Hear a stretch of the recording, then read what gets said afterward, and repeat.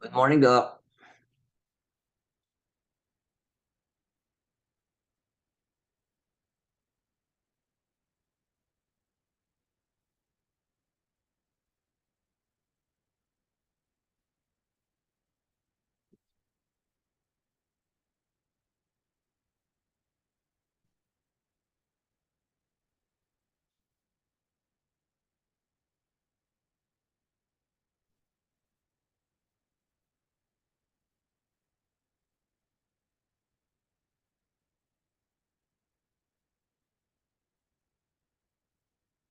Doc Merlina, there's no sound po. Yes po. Hi, Sir Mike. Sir Mike, ganda ng hair mo,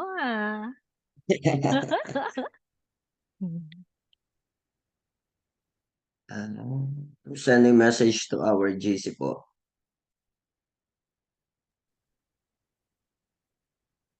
All right. You're the first. Who wants to be my co-host? Mike, you want to do that? Right? Sige po. Okay. Yeah, we're not leaving today. You're not leaving It's a in. rest day. Yeah. Okay. Okay. Mhm. Joanne also did a good job last time. Thank you, Joanne. So if Mike is not here, you're my backup. Anyway, Anytime. Mike, tell me How what is your, how is your application, Ma'am Joanne? Do you have already an I interview? haven't done anything. I am working on my TOR. I just got it from PNU, Philippine Normal University. Okay. And then working Mhm. on processing for the FCE. Okay. Ma'am, yes. I think, Ma'am, you try the Barton and Brinkley. Ma'am, Doc Merlina, Brinkley and Barton are hiring. Yeah, I've seen it in Great River School, something. Yeah. That's the co-op close by. The Barton would be good. That's where Leslie and Abby are, and Marissa. So what are they and Barton, I think they're looking for a science elementary teacher. Oh, that's But good. And sped up. SPED also? Wow, okay. Yes. Joanne, you don't have anybody yet hiring you or interviewing you? I haven't turned in anything yet. Oh, okay. Because my plan is actually for school year 24-25. Oh, okay. I have to serve my my school first. Right. Well, what happened is I know of a couple of schools that actually hired, like, for example, now and then have you for the next school year. So it will not hurt to have you go ahead and look. And because if they really like you, they will wait for you. Oh, You okay. know? Yeah. So I know of somebody in Brinkley that they did that. They waited for her, and for the meantime, they kind of hired somebody that's to take care of that year, and then the next year they hired her. Like somebody, I think somebody was I don't know I would remember what the lady was that was holding the fort for her. But yeah, so it will not hurt. If they really like you, they will hold for you. And I know Clarendon, Betsy, she's coming on the 19th. Her they're also hiring me. So that's 4 schools now, Mike. Anyway, Clarendon is gonna have Betsy, and they want me to come twice a month there. So after Barton, I'll be going there. So yeah, that would be good if any of you will end up in those schools. I've got Brinkley, Helena, Clarendon, and Barton. And I think, did you say, Mike, the who was hiring? Who else is hiring? Did you say Brinkley was hiring too? Yes po. I saw a post po. I know what Brinkley. Do you remember what area? I'll check here po.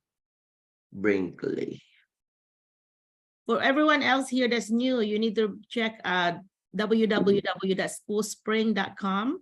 And if you want Arkansas, you can filter it on the left side in the state. Put Arkansas if you want to end up here. But also there is a file there that I've shared everybody where there's a job postings for all the 50 states. And I don't know, Mike or Joanne may be able to post that on chat. If you have that link that I shared, Mike or Joanne, do you know what I'm talking about? The job postings with the 50 states links. Let me check the Facebook information. It should be on it's featured on our ITSA group, on our website. It's featured on the top. There's a map of the Arkansas, and it should be one of the links there that says multi. Yeah. Here is the hiring po. There is? From the website, from the website of the Brinkley K-12 music or band director, preschool paraprofessionals, school resource officer. So the bus driver they will be hiring here. The music So director, those are the hiring. music teacher would be a good one. I know we have some music. Yes, ma'am. Yeah, I think that would be good to have, because that would be if you've been a band director or whatever, then that would be a good good position to have. And that's only about 50 minutes from Helena. So you're going to be close to everybody. There are already 4. As far as I know, there are 4, and then they hired maybe 1 or 2 more in Brinkley. So I was just texting the superintendent the other day, Dr. Poole, asking her, like, how many days do you want me to come this year? Last year I was there every week. I don't know if they, you know, with the Learns Act where everybody has to start at 50,000, most schools have budget crunches this year. You know, they're trying to meet the law of paying every teacher at least 50,000 to start, and everybody else will be higher if they've been there longer. So, you know, some schools are in deficit in their budget. They have to get rid of some people or encourage people to retire early in order for them to meet their budget. So this is a trying year budget wise for schools, but they need teachers. So schools, www.schoolspring.com. Joanne or Mike, did you find that link that I was talking about? I'm checking on it right now, an International Teacher Supporting Each Other group. Yeah, it's under the featured, the pin in the top. You know, I put all the important things on the top. It should be one of the top posts there. Okay, so while you all are looking for that, I'm going to talk to Maria Alvarez. Maria, are you new here? Yes, Doc. Oh, do you mind introducing yourself? Because your name looks familiar, but your face doesn't. Did you email me already? We haven't met yet. So we just chatted. We chatted last week, I think. Yeah, that's what I said. It looks familiar. So tell us about you. Okay. I'm senior high school teacher here in the Philippines, and I used to handle grades 11 and 12 students, and at present I finished my. Hi, Mike, can you mute everybody except Maria? Thank you. All right, thank you. Start again. You know, you teach high school, right? I'm a grade 11 and 12 teacher here in the Philippines. And okay. I'm handling subjects like media and information literacy, what else? Other subjects like work immersion and an inclusive teacher, and I'm under my doctoral and haven't finished it yet. Hopefully, I'll be able to finish my dissertation in the coming more or less 3-4 months. Wow, so close. Hopefully, yeah. hoping. Yeah. How long is that taking you? How long is the doctorate taking you there? I think it's 2 to 3 years. Okay. Congratulations, you are that close. What's the topic of your? I'm completed my academic requirements already. All right. And, what's the topic of your dissertation? What topic did you decide to do your dissertation on? Haven't decided yet. Oh, okay. But praying hard for someone to help me with whatever it is that my school requires me to do. Oh, okay. So at present, my course is under SPED also. SPED, okay. But my undergrad is religious and values ed. So someone told me to take a SPED course. So that's the reason why I really would want to apply for that position. Yeah, but what is your experience on though? What is your how many years of what? I'm handling inclusive ed here in the Philippines and handling grades 11 and 12 students. Okay. So I have this experience handling students with ASD And I also volunteer in one of the schools here in the public Okay. schools in Caloocan. So Okay. that's where I'm teaching at present. Oh, just remember that whatever you apply here in the US should align with what your license is or your experience is. So, you know, even if you may have another degree, somebody's talking again, Mike. I don't know who it is. Please, please mute yours because we hear you. Whatever it was. Anyway, so thank you again, Maria, for joining us today. How did you know about us? Who I told you think about it? with Filipino teachers Oh, okay. searching for this. Okay. So did you just search for us? Did you just put teacher Yes. group? Or, yeah. Well, good. I'm From glad a you're showing up. group of teachers. Yeah. Okay. Yes. I know we have some Manila, so that we have some Cebu is the #1 number of teachers that are joining us, and then I think Manila is somewhere there too. But we got lots of from Cagayan. You know, we have a few from so Cebu City, and so anyway, there are like 10 different top places in the Philippines that are joining us. So thank you for joining us. Do you have any question for me? Specific question? I haven't browsed actually the sent email you had with, I think it was last week or last month when I received your email. The relevant So it information? ended the school year. Yeah. And it was yesterday when we finished our graduation here in Caloocan. Ah, so you've been busy. Yeah. Yeah, if you have time, you should look through that, because the one that says relevant information, because it has pretty much the steps on what to do, and also some links on what to, you know, where to go to apply.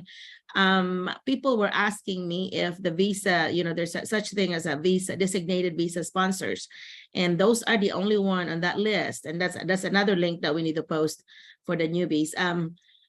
The designated visa sponsors are the only ones that you should use as a visa sponsor for J1 visa. Because if you use a third party, then you are double paying somebody. You're not going to be paying that visa sponsor, and then you're going to be paying the third party. Well, there's no use for that third party, because you know you need to go just straight to the designated visa sponsor. So there should be a website with the word bridge, you know, whenever you search it. I always just search designated visa sponsor US, and then put the designated visa sponsor in quotes, and then it always shows up, the first one to show up with the word bridge in it.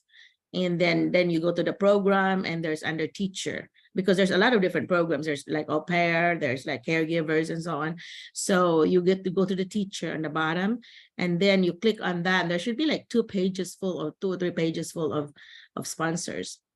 And even though, for example, they might put Texas or whatever state, and you are going to another area, it's okay, because a lot of them would still, you know, sponsor across the US and not just where they're based. So you can still apply. I do not know if they're out of visas yet. Usually by August, they're out. So depending on the number of applicants. But what happened is, if they run out of J1 visa, you can actually, if the school really likes you and want to sponsor you, you can ask for H1B visa, which is what Mike is under.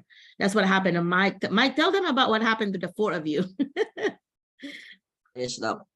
So luckily po, I think it's 6 days to go before my 1-year anniversary, my first year anniversary in about my application here in the US as well. Wow. So we're Okay. very lucky about it, that we were granted an H1B visa, the 4 of us. That is because during that time there are no more J1 visa. So through the help and effort of Doc Merlina, she pushed Miss Mills, the HR, to try to apply for an H1B visa. So, and luckily they approve it, and finally we're right here after long. I think it's not 1 year, Doc, right? No, it's not. Hindi po It's inabot ng 1 year. 2 months or Yes, 3 months. because yes, they're telling that it will take. Excuse me. They're telling that it will take think 8 to 1 year, Mhm. and because Doc Merlina is very eager, and through also kinulit namin ng kinulit. So I also help the HR, Miss Yep. Mills, in doing all the paperworks, Yep. and Mike was a lot of help. and there's, yes, we help her. We don't have HR. And also we don't have lawyer, because some of the teacher applicants or the H-1B visa holder teachers, they have their own lawyer. That's the reason why they're very easy to process, or easier to process everything. So Doc Merlina uses her influence and power, yeah, and power, and his knowledge, her knowledge, of course. And that's last February I arrived here and continue processing everything, helping Miss Meals. Mills in processing the other 3 teachers papers, and everything goes smoothly. Yeah, I felt blessed that, that they were all 4 of them. So it's 100% got approved. And they also paid for the $2,500 premium processing fee, which means that after we got all the papers together, turn it in, they had 2 weeks to make the decision. So we had to know by 2 weeks. So that was nice that they did that, because that made it faster as well. I do not know if some schools may want to put in, because that's a lot of money, but some schools that are really wanting you to come, they go ahead and pay that. But Yes. yeah. Doc, just wait po. Sir, who's Sir Maverick Sibayan? Who is your friend, sir? Is it Ma'am Marilu? Sir Hello, Sibayan. sir. It's actually Yes, sir. my friend, Ma'am Heidi po. She Okay. was offered a job in Chicago Public Schools, and Oh, okay. it, Because sir, yeah, I saw your comment here, and I think this is also the question of Marilu yesterday. She's yeah, thinking, she's thinking that about it, if it is legit, because the school doc is asking for them to pay the premium process. So I told them, maybe I know the feeling. I know the feeling that they are worried about the $2,500.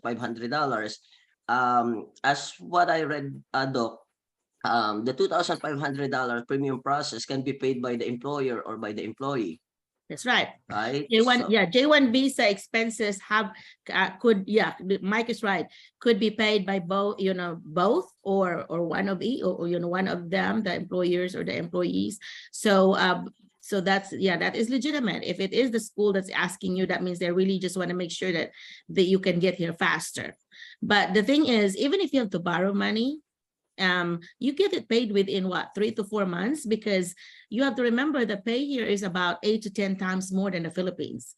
So like in Arkansas, they start at 2.5 or close to 3 million pesos is their pay for 9 months. So it's worth it, because you may have to borrow from some relatives or friends or whatever, but by the time you get your pay, you should be able to handle paying whatever you owe. What do you think, Mike? Do you agree to that you can pay for it even if you have to borrow? I think in my situation, doc, if I am here already in the US, like our situation, I can like what we did, we paid for it. And then Doc McKay told us that he will help us about it. But in my as a new applicant, doc, I think I will be hesitant to pay the 2,500, because like what Marilu is asking me yesterday, if there's a chance that the H-1B visa will be denied, yeah. that is what they were worried about. Mm. And that's the reason why I sent her some information about the possibility of H-1B visa denial. Yeah, there's always a possibility. I mean, that's why you have to make sure that all the papers, all your documents are in a row. You know, the instructions are very clear, you know, exactly Yes, what you need to include. And so that's why, you know, to use a lawyer, usually they would charge 2,000 and up. In Helena's case, in Mike's case, they were going to be charges. The school was going to be charged 6,500 per person. It was going to is going to cost the school $26,000, which is what about what's that? What would that be? Just 1.3 million pesos is what it would have cost the school just to, you know, just to for them to do the paperwork. But my brother-in-law, who is a working for the immigration here, U.S. immigration, and he lives in Texas, my sister. He said that Merlina, teachers can read directions. So you know, if they can follow directions and instruction, they should not need a lawyer, because if you use a lawyer, that doesn't give them an edge anyway. I mean, they just be able to help you follow directions. You know, it will be good for people such as those with no education or very little education, did not know how to do any paperwork. But for teachers who are good at paperwork, they should be able to follow instructions. And that's what helped me remember that you can, you know, you don't have to hire a lawyer if you can follow instructions. You know, it's good for lawyers, especially. You cannot hire any lawyer either. You have to do an immigration lawyer. Because I have friends here that are lawyers, but they don't know anything about immigration. So you have to have an immigration lawyer who have already processed a few applications to do it. Otherwise, they'll be just like you, reading the directions, you know, and trying to, it's like a blind leading the blind. You know, that's what I felt. Miss Mills and I, you know, we were both newbies, but now we know what to do. So Mike also would know how to do. So that saved them some money. And that helped them a lot. Yeah.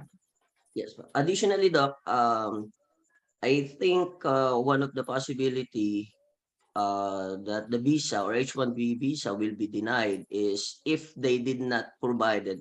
If they will not provide the RFE, request for evidence, if the certificates like what we did last time, right? We submitted everything, the diploma, the TOR, the experience certificate, or the COE, and also anything, any documents or any papers that will justify or certify their skills, or that skills or that position is really needed in that school.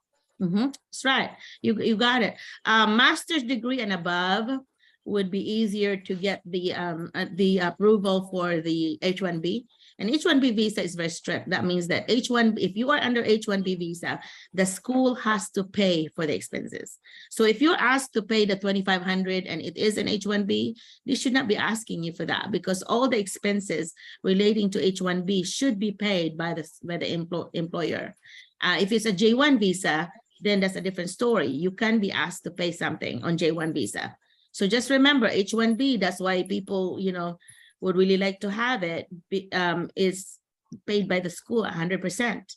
You're not supposed to be asked to pay.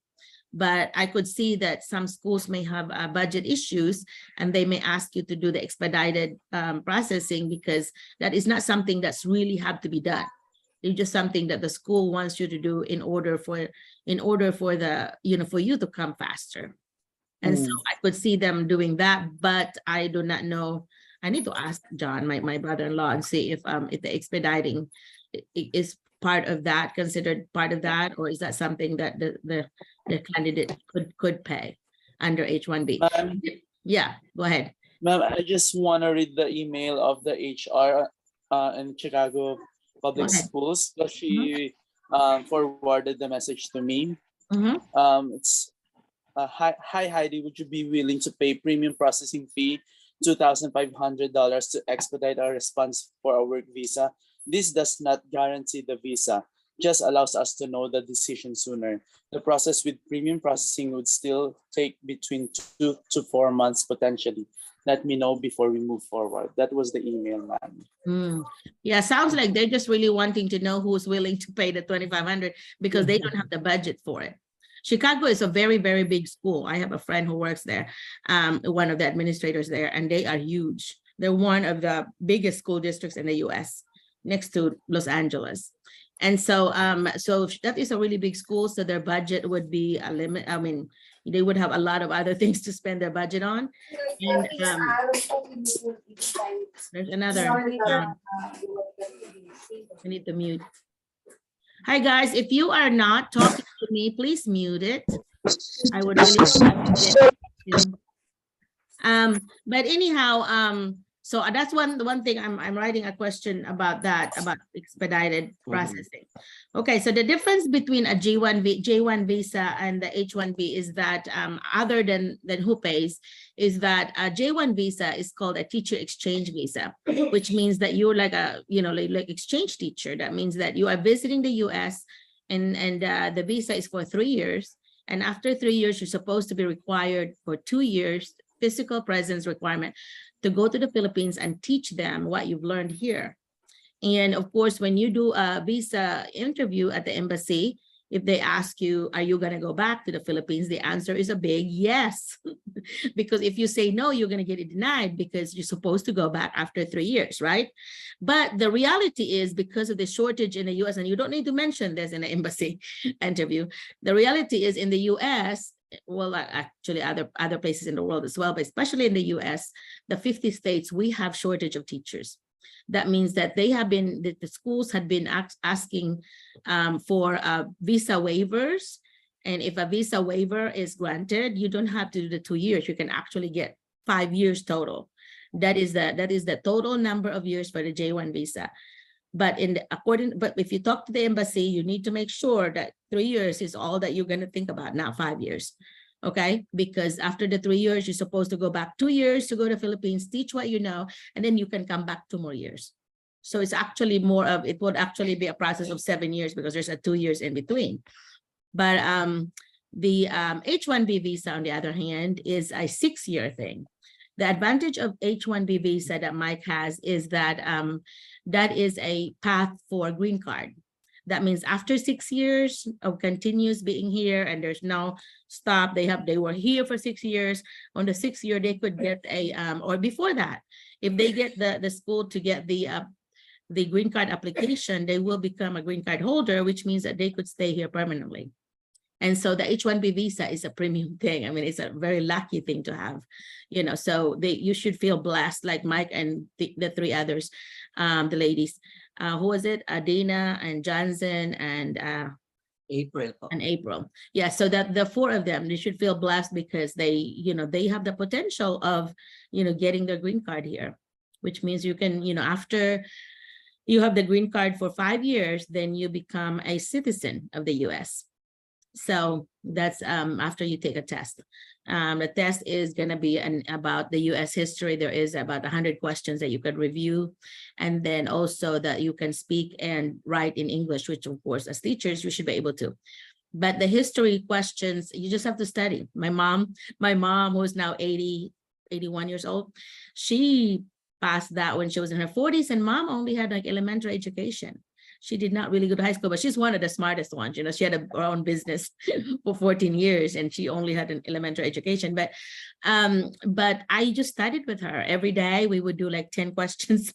And then the next day, 5 questions. And then the next day we would review the 5 questions. And when I added another 5 and so on. And we did that. And Mama's had such good memories. She passed it. And so it can be studied because there is a study booklet that you could request, or it's online. Just like a driver's test in Arkansas or anywhere that you can actually study. Yeah. So anyway, so that is the future is bright, if you have H1B visa. The thing with that is, Mike, were you one of the 2 that got 1 year instead of 3 years? Okay. Yes po. Yes po. Me and April, that's last Thursday po, we do the paperworks, and I think on Monday, Miss Mills will send the paper, the documents to the USCIS. Okay, we're done with everything po. Yeah, good, because I'm glad that you're helping her. But anyway, so the thing with that is, if when you do your application, you're at the mercy of the embassy officer. And according to my brother-in-law, who's the supervisor, he said, Merlina, they have all the power to make the decision, 1 year, 2 years, 3 years, or whatever that they give you. Nobody can argue with that. That's it. That's what they give you. And so what you can do is you just like to 6 months before the visa expires, you should be already applying for, you know, for it to be, you know, extended. And so remember, 6 years is the maximum on the H-1B. So what did Ms. Mills apply for? Is it 3 more years? How did you do that, Mike? You remember? Yes, po, Doc. We used the last year's LCA. Okay. The same LCA because according to Ms. Mills, as what I think, I don't know, The labor certification folks, yeah. maybe no, I think she spoke with someone and she got the information that she can still use it because it still have a validity, I think, of until 2025. Mhm. The LCA. Yeah. That's why it's still valid. Yeah, so she didn't have to start that over. The LCA is a labor certification. I forgot the A, but anyway, it's just from the Department of Labor, just showing that you have you have done this paperwork saying that, you know, that the international teachers are not taking the job of the locals, and that the international teachers will be paid what the amount should be paid. You know, you don't want, I guess they don't want the teachers to be taken advantage of, like, you know, some employers may pay you less because you're from another country. You know, they want it to be fair. They want the laborers to be paid fairly. So it protects the laborers. So that's, you know, LCA is a requirement for an H-1B visa, you know. Yes, po. So and also we included our contract there, or the offer letter. So before we used the offer letter, and now we use the contract. yes. And the offer there, or the amount or the salary that was offered must the same in the petition po. Yeah. Yeah, it should, because it shows that you are saying, you know, doing what you said you were going to do. And also, if you have your doctorate degree, like, you know, Maria was just saying that she's about done, you can actually self-petition. There is another special visa with special skills. I need to find out which one. I need to find out the name of the visa, but it's for with special abilities visa, and it is that you can self-petition, and you have to have your doctorate degree to do it. And also, if you have your doctorate EB3, I think it's EB3. EB3. EB. Yeah, po, EB3. I think that is the visa that the nurses are doing. Yeah, I don't remember if I think there. I don't remember. I cannot say that right now until I Google it. I'm gonna put Yes, and also, Doc, I will just share again to Sir Marvick about the premium process. The premium process, if I'm not mistaken, if we do the premium process, it will takes only 15 days, right, Doc? Yep, 15 days. That's the reason why, Sir Marvick, we are doing the premium process is to expedite it, because I think it will take 6 to 8 months Otherwise, right, Doc, before they approve it. Yep. So 2 weeks or 15 days is the limit, which means that if they don't give you the answer within the 15 days, then they will have to refund you the $2,500. So that's why my brother-in-law said that's a priority in their department. Whenever somebody paid the $2,500 you know, premium processing fee, then that's priority. They have to get them done before the two weeks, or else they have to pay the money back, the $2,500. So anyway, so if I were you, and if you think that the Chicago Public School is actually a legitimate thing, it's not really a fake one, then send it to me. Have that person send to me, because what I can do is I could actually send it to my friend and who works in Chicago and see if that's a legitimate Chicago letterhead or whatever, or if he would recognize the people that are sending. Yeah, so send person to send it to me to McCullough@gmail.com. If you can, Mike or Joanne, if you can type that on the chat box, have them to email it to me, forward it to me, and I will be able to see if that is a legitimate Chicago offer, because there's so many fake things over there online, And I really, I'm paranoid. So I always double check everything. For example, I had one of my cousins married somebody, and he was gonna be going to Canada as a caregiver. And there was this visa sponsor, supposedly visa sponsor, that was wanting so much money from him. And so then I verified if that was a legitimate one. It was a fake one. And he was gonna be out like $500,000 pesos. And so I was able to find out that no, this number, I called this number and all this information that was in the contact info, and it says it's not even available. So that company doesn't even exist really. And so that kind of saved him some money, because then he later on, he found a legitimate visa sponsor for Canada. And he's been in Canada for years now. But I was able to catch that, it was not a real one. So be careful whenever, especially if you're going to be out some money, be sure that you tell us, and that way we could help you verify and see if that is not a fake one, because there's so many scammers out there. They're just wanting your money, and you don't want I have a question. Yes.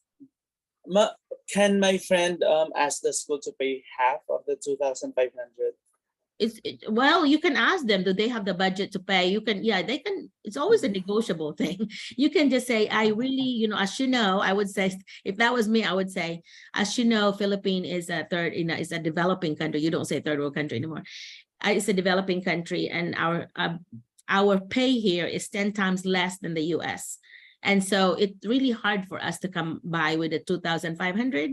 If it is possible in your budget at all, can you help me with half of the premium processing fee, 1,250? If that would be great if you could do that for us.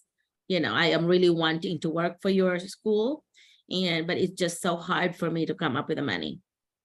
I would be honest about it. I would, it will not be shameful to actually be honest and saying, I'm struggling here. That's why I want to come to the US, is because I want to, improve financially.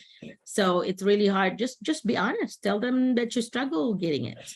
You can even mention, like, here in the Philippines, if we don't have any other option, we go to loan sharks and are charging us, 25% and up, of interest. And schools pay attention to that. Yeah. And also, I think this, I don't know if they will approve it as a salary deduction. That's what we're doing. Yeah, that could be something that they would. But the problem with that is, and as a former administrator here in the US, there is a complication to that, because everything here has to be done through the school board, approval. And if it is not school board approved, then that's hard for the school or the district to get it done. And so, which means that they have to have it passed. And so, and in order for anything to be paid through the school, you have to have a receipt for it. So what you can do is ask them, so you still have to come up with the money somehow, because they will not pay anything unless they have the receipt, right, Mike? You have to turn in receipts in order for them to pay anything, because for the Internal Revenue Service, or IRS, they have to have a receipt in order for them to write a check. So somehow somebody still have to come up with the money, even though it might get reimbursed later if they have the money, but somebody still need to come up with the money up front. So that is something that would have to be done. Thank you, Joanne. Joanne said the LCA means labor condition application. So LCA, thank you. Yep, National Interest Waiver, that's NIW. That is the Renacel said, that is something that is what you use in order for you not to have to go back 2 years. You apply for the National Interest Waiver in IW because America has a shortage of teachers. Just don't mention this in your interview for J1 visa. You will fail. You are going back? Yes, you are going back. In fact, for the J1 visa, in order for you to get approved, is you have to show that you have some folks left, some family left there, or some assets that you have, you own a house, you own properties there. You have to show that you still have a tie to the Philippines. I know of a situation where somebody from Thailand or another country she's already working there, and she got disapproved because she didn't really have a tie to Thailand. You know, she went to the Thailand embassy, and of course she doesn't have a tie there because she's from the Philippines. So if you're from another country, it might be, you might be better off really to show the link to back to the back to your country is to go back to the Philippines through the U.S. embassy in Manila instead of being in another country. Is that why your case, Mike? You went to the Philippines, right? Or did you go to Qatar? Mike was in Qatar back then. Yes po, Doc. Qatar to US po. Okay, because yours is H-1B, but if you were J-1 visa, Mike, I think you should have done the Philippine way, right? Instead of Qatar. Would that be the case? No, Doc, because I have a friend in Qatar who she got her visa in Qatar as a J1 visa holder. So to Qatar may not be as strict as like Vietnam or some other Asian countries because I think so, yeah. po, Doc. I think so. Yeah, they're not as strict And- because the others Yes, po, are. and as you remember po, Miss Sheila Highland, Mhm. she will be having her visa interview in Qatar also. Okay. Well, I'm so proud, Mike. Your friends are coming here now. What state is Yes she? po. is And she gonna yes end po, up Doc, at? and I have a friend here, a music teacher, and she will introduce herself later on. Okay, go ahead. Music teacher, you need to apply at which one was that? The Brinkley. In Brinkley. apply at Brinkley. Brinkley is a very good school. Dr. Poole, the superintendent, is a very good superintendent, one of the best that I've met here. She's a dear friend of mine. So if I end up with another contract with them, I will be seeing you, 1, 2, or 4 times a month, depending on what they can afford this year.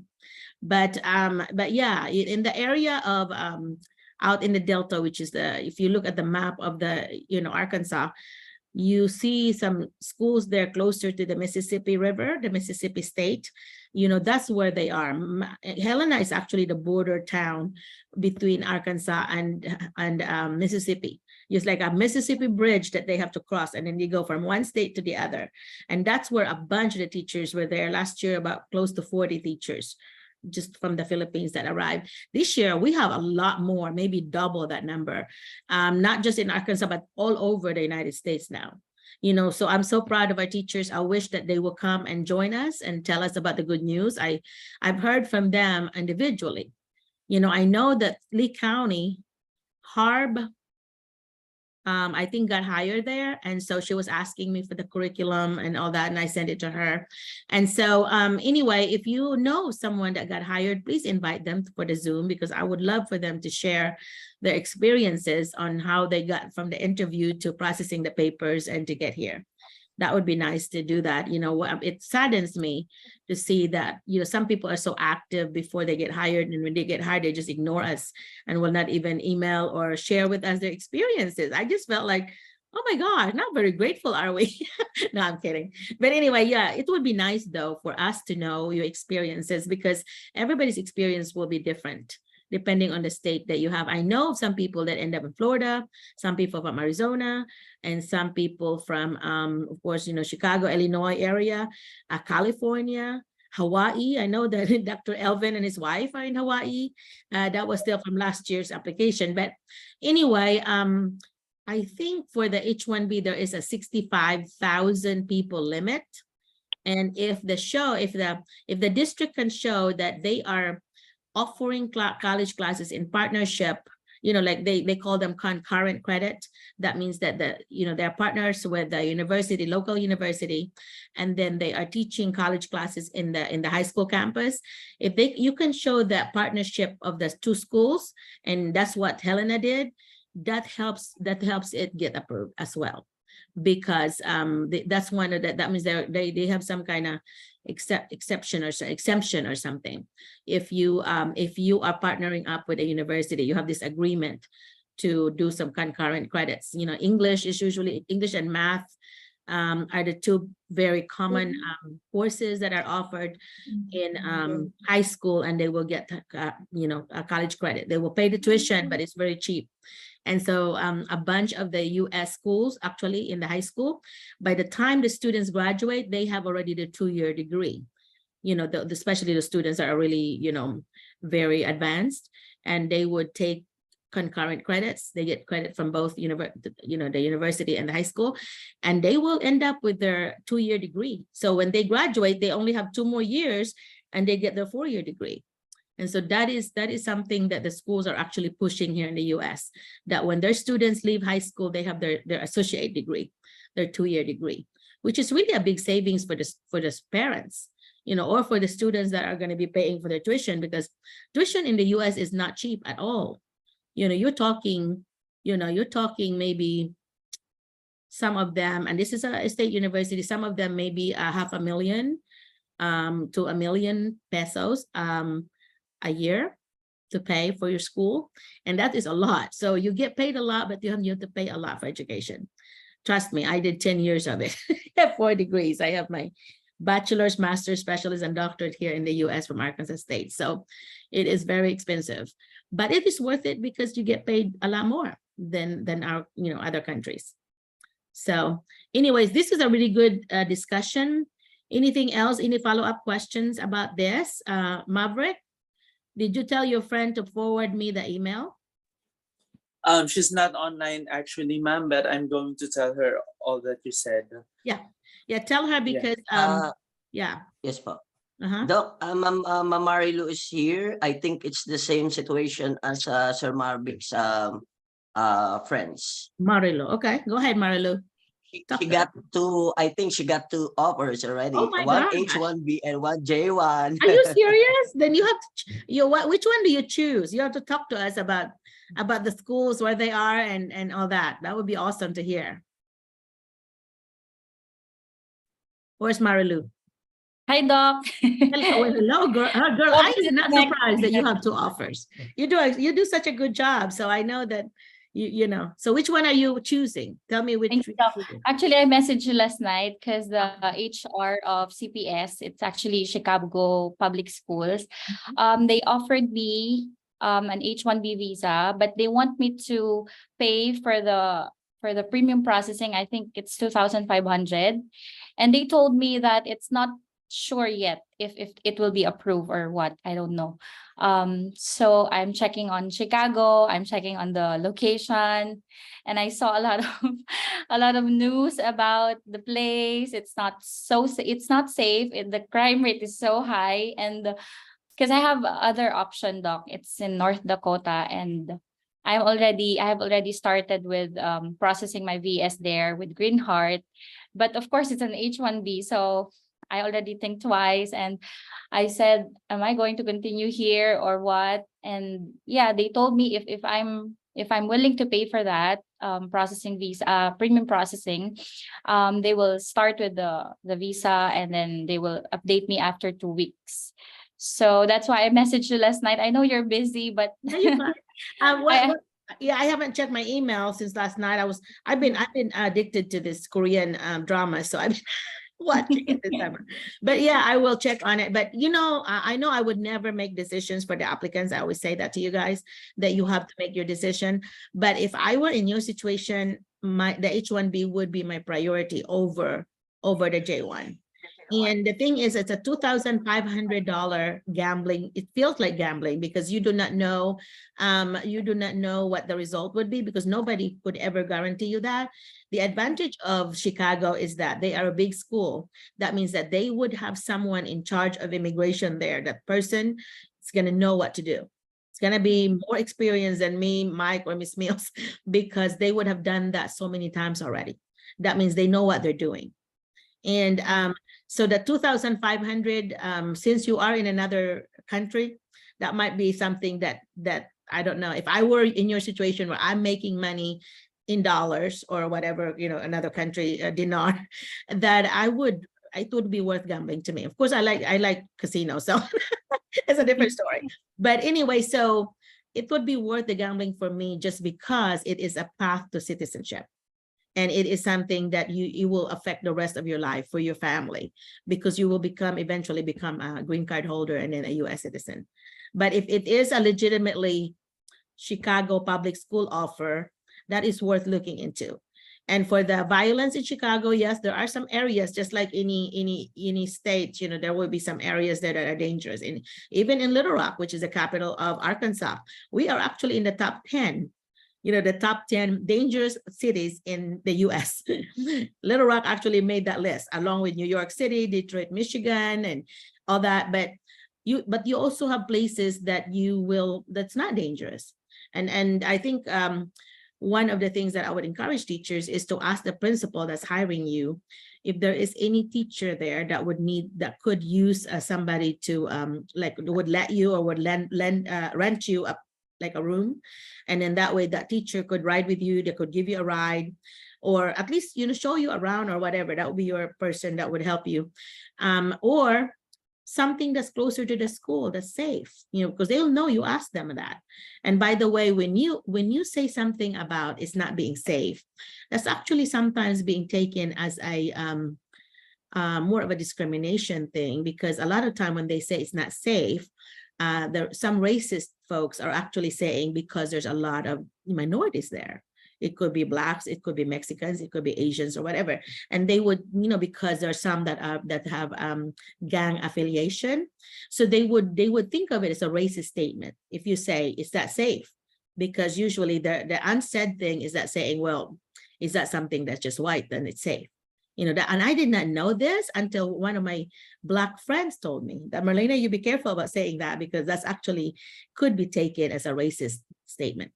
So if you're going to be dealing with your African American administrators, in all probability, because there's more African Americans in Chicago than the white. So be careful about saying the word safe. So just say something, I would say things like, since I'm going to be there by myself, my family's not with me, I would feel safer if I would either have somebody that could rent me a room or have a safe place closer to the school where I don't have to, you don't have to expose yourself to danger, because it is a really big place. So you're going to be ending up in buses or, subway, whatever it is that they have there. So that's where the danger could be. But if you live close to the school, like, for example, in Brinkley, they have an apartment across the road from the school. So they just walk to the school and right there, and it's safe. The superintendent made sure that it's a safe place. And so Maria and them, that's where they lived, is across the road. They just walk to the school. And so if you have something like that, and some schools actually in Arkansas now that are planning to hire a bunch of international teachers, they're planning to build its apartment like they're in their campus. So the teachers will just walk to the campus. So I know of a couple of schools that are actually planning to do that. So I'm proud that they are being proactive like that. So I would really check it out. If it's legitimate, and second, is it worth gambling for you? It's $2,500 that could give you a yes or that could give you a no. But it is a big benefit if it gets approved. And if they do the paperwork, well, you have to, especially that you're friends with Mike, make sure that you ask Mike about all the requirements, because he got approved at H-1B, and so maybe a list of those requirements that Mike had sent to Ms. Mills would help you, because it's a matter of providing them the evidence showing that you really are certified for the job that you offered. So that's one thing that to show that you are certified. For example, what is your area, Marilu? What's your area? I forgot. Doc, I'm an ELA teacher. Okay, literacy. So you're gonna have to show that that you have the experience for that. So you need to make sure that you ask the your principals how many schools that you have them to write down, how many years you work for that and what area you were teaching. You need to have those letters with the letterhead of the schools that you've previously worked at. That would help you. And what else, Mike, did you come up with, Mike, for evidence? I think the verification po. Yeah. Diploma. Teaching verification, yes po. Yep. Miss Mill sent us the form, and then we asked the principal to sign it.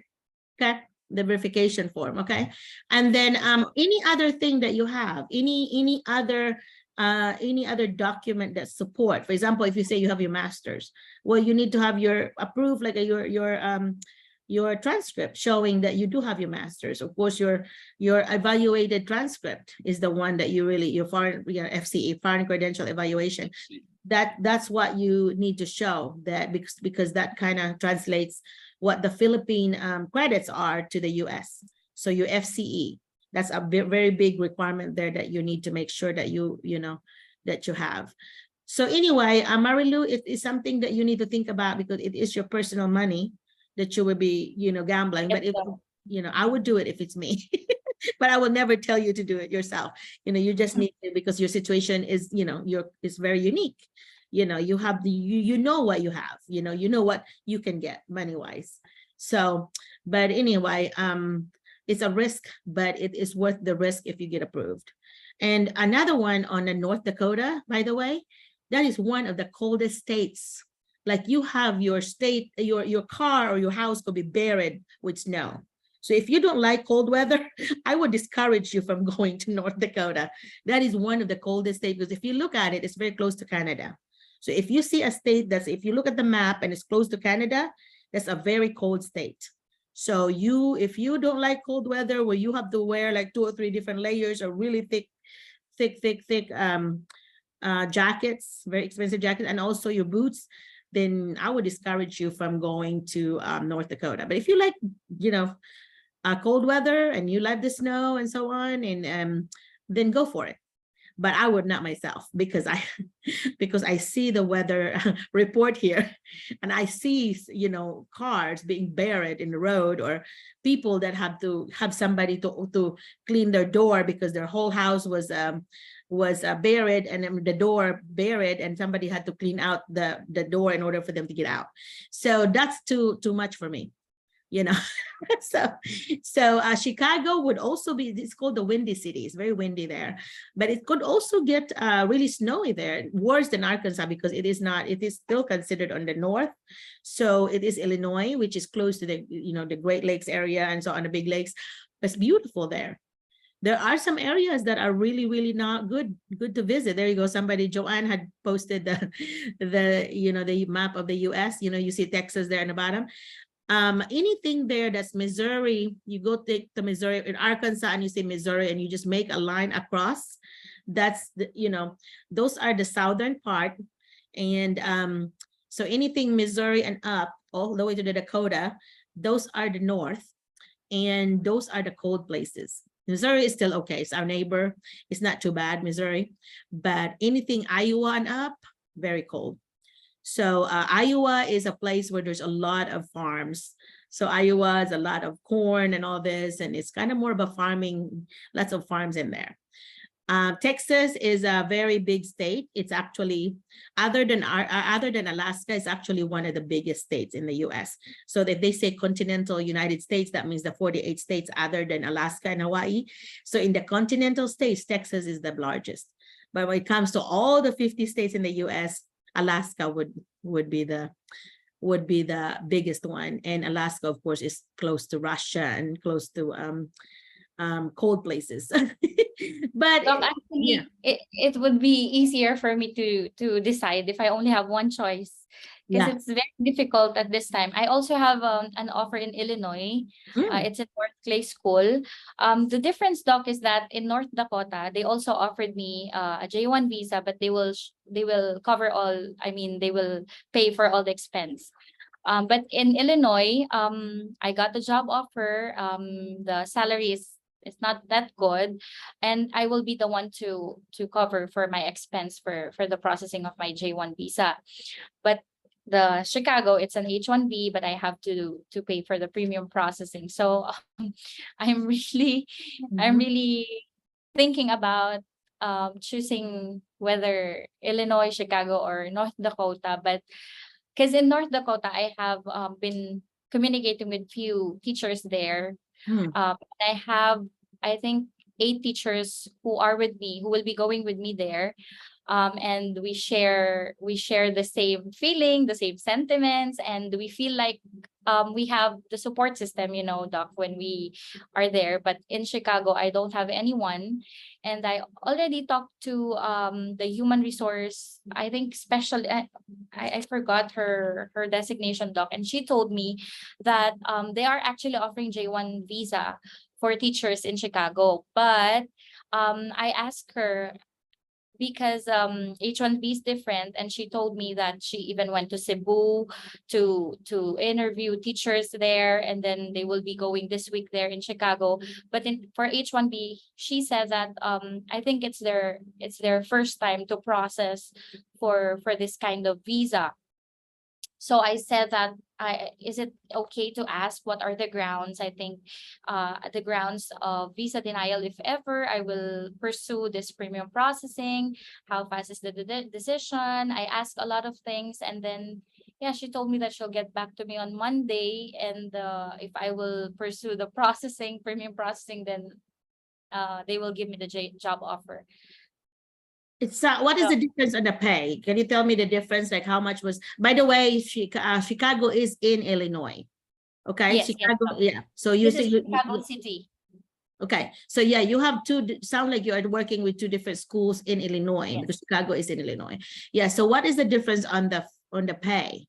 Tell me the Look, difference. in Illinois, the offer there is around 51 something. Okay, that's about close to 3 million. In Okay. Chicago, they didn't give me the exact amount, but she shared me a salary schedule, and I saw there, but it's around 87 to 94, around like that. Whoa, that's close to 5 million. That's 3 million versus 5 million pesos. Yes, Doc. But really, I'm researching on the location. I'm of course I have to do that for my safety, because I'm alone. Right. And I've heard, I also talked to Jing one time, and she told me that she went there, and of course she told me about her experience as well. So I tried checking YouTube news, Google, and when I saw the location of the school, it's beside, I think it's very close to West Garfield Park and East Garfield Park, where there are lots of I don't want to sound discrimination. I don't want to sound like I'm discriminating people, but I just want to make sure of my safety as well, Doc, because I'm going alone. So yeah, so it sounds like you have more support in North Dakota, and you know how what I do when I'm very confused, I pray about it. And what makes you feel like when they talk about this school and they talk about this other school, and what make me feel happy or feel like at peace, that's what I would choose. It sounds like you are more, even when you talk about it, your face was lighting up in the North Dakota. So your mind may be subconsciously already choosing that because of the support, because of the safety feeling that you have and all this. But the only thing is that you're going to be gone. You're going to not be there here permanently. So that's the only thing, you know, because finding somebody for H1B visa is going to be hard. That's not very many people that would actually say, yes, we would do the H1B visa. So, you know, that's the only thing for you. But the big difference in the pay, though, even if you have to pay that, you will get your money back from just the difference in the pay. You have a close to 2 million peso difference. That's already 4 times what you would be paying for the premium processing. Just the difference in the pay of the two places is already you're already getting the money there already because of how high the pay is. But you also have another variable you have to also look at is the standard of living. Okay, the pay, the apartments there, you may want to find out under Zillow.com or Realtor.com and type that place, the address, and then look at the prices of the rentals. Okay, I checked that as well, Doc. It's around 1,000 to 1,500. Okay, for 1 bedroom unit. Oh yeah, on the other one in North Dakota, federal tax and state tax and all this, Doc. So yeah. Well, the question that you may also want to ask for the principal is, do you have other teachers that I may be able to room with? You know, because even if you have a 1 bedroom and you just like, you know, a person, you know, you can also always buy those couches here that will open up into a bed. You know, it's like a couch during the day, and at night you pull it and it becomes a bed. And if it's at 1,200, whoever ends up with a bedroom may pay more, you know. So you could be, you know, doing 700 or 800, and the other one, you know, 400, whatever that you'd come up with, because you will still split up all the utilities and so on. Because and then you compare it, you know, I would do a T-chart, you know, for both places, and put the category, you know, rent, how much, you know, pay, how much, and then that way you can really see the big picture of what, and then, you know, the pros and the cons, you know, this one has crime ridden, this one is not, and so on. I would actually, I mean, of course, I'm a data person. I always want to look at all the data. And so that's what I would do, is I would put it on paper and seeing which one looks good because of all the consideration that you have already done. You know, so safety is number one. You know, it's not, you can put value on that. So if you really feel good about North Dakota, that's what I would choose, you know. And so, of course, knowing what I know, having been in the US for 36 years, that will be a lot of consideration for you. I mean, that's not an easy task to just review, you know. So you have to think about your goal before you even start the paperwork of looking at the data. Write down your goal. What are my goals? Okay, if your goal is coming to the US and staying here, then one of them might stick out better. If your goal is to be safe and make money, you know, temporarily, and then come back to the US to teach others, then you definitely, you know, have another, you know, you have that in mind. So write down those things that your goals are. And then once you do your paperwork, your data, then you can look and say, okay, now which one of these 2 schools or 3 schools meet the goals that I have established for myself? So I think that would be something that that would maybe help you make a decision. It's a good problem to be in, to have a multiple offers and how to make that decision. Well, other folks here, they don't even have any interview period. And here you are, you know, talking three offers. So that is a good problem to be in. Just be careful about your decision, because I don't want you, I always say that to myself, like, if I make this decision, am I going to be sitting when I'm 80 some years old someday and I'm in my rocking chair? Am I going to have regrets? Am I going to go back and say, oh, I wish I did this in my 30s and my 40s. I wish I made this decision. My life would be different. You know, like here in the US now, 36 years later, I know I will never have regrets, because I've always been true to myself. Whatever feels like this is true, this is giving me peace because I prayed about it, that's what I chose. So I know in you know 30 years, I know I will not have any regrets, because I've always kind of, you know, have a deliberation, I guess. And that's maybe what I could tell you, is that deliberate about it, pray about it. Okay, talk about it to people you love too.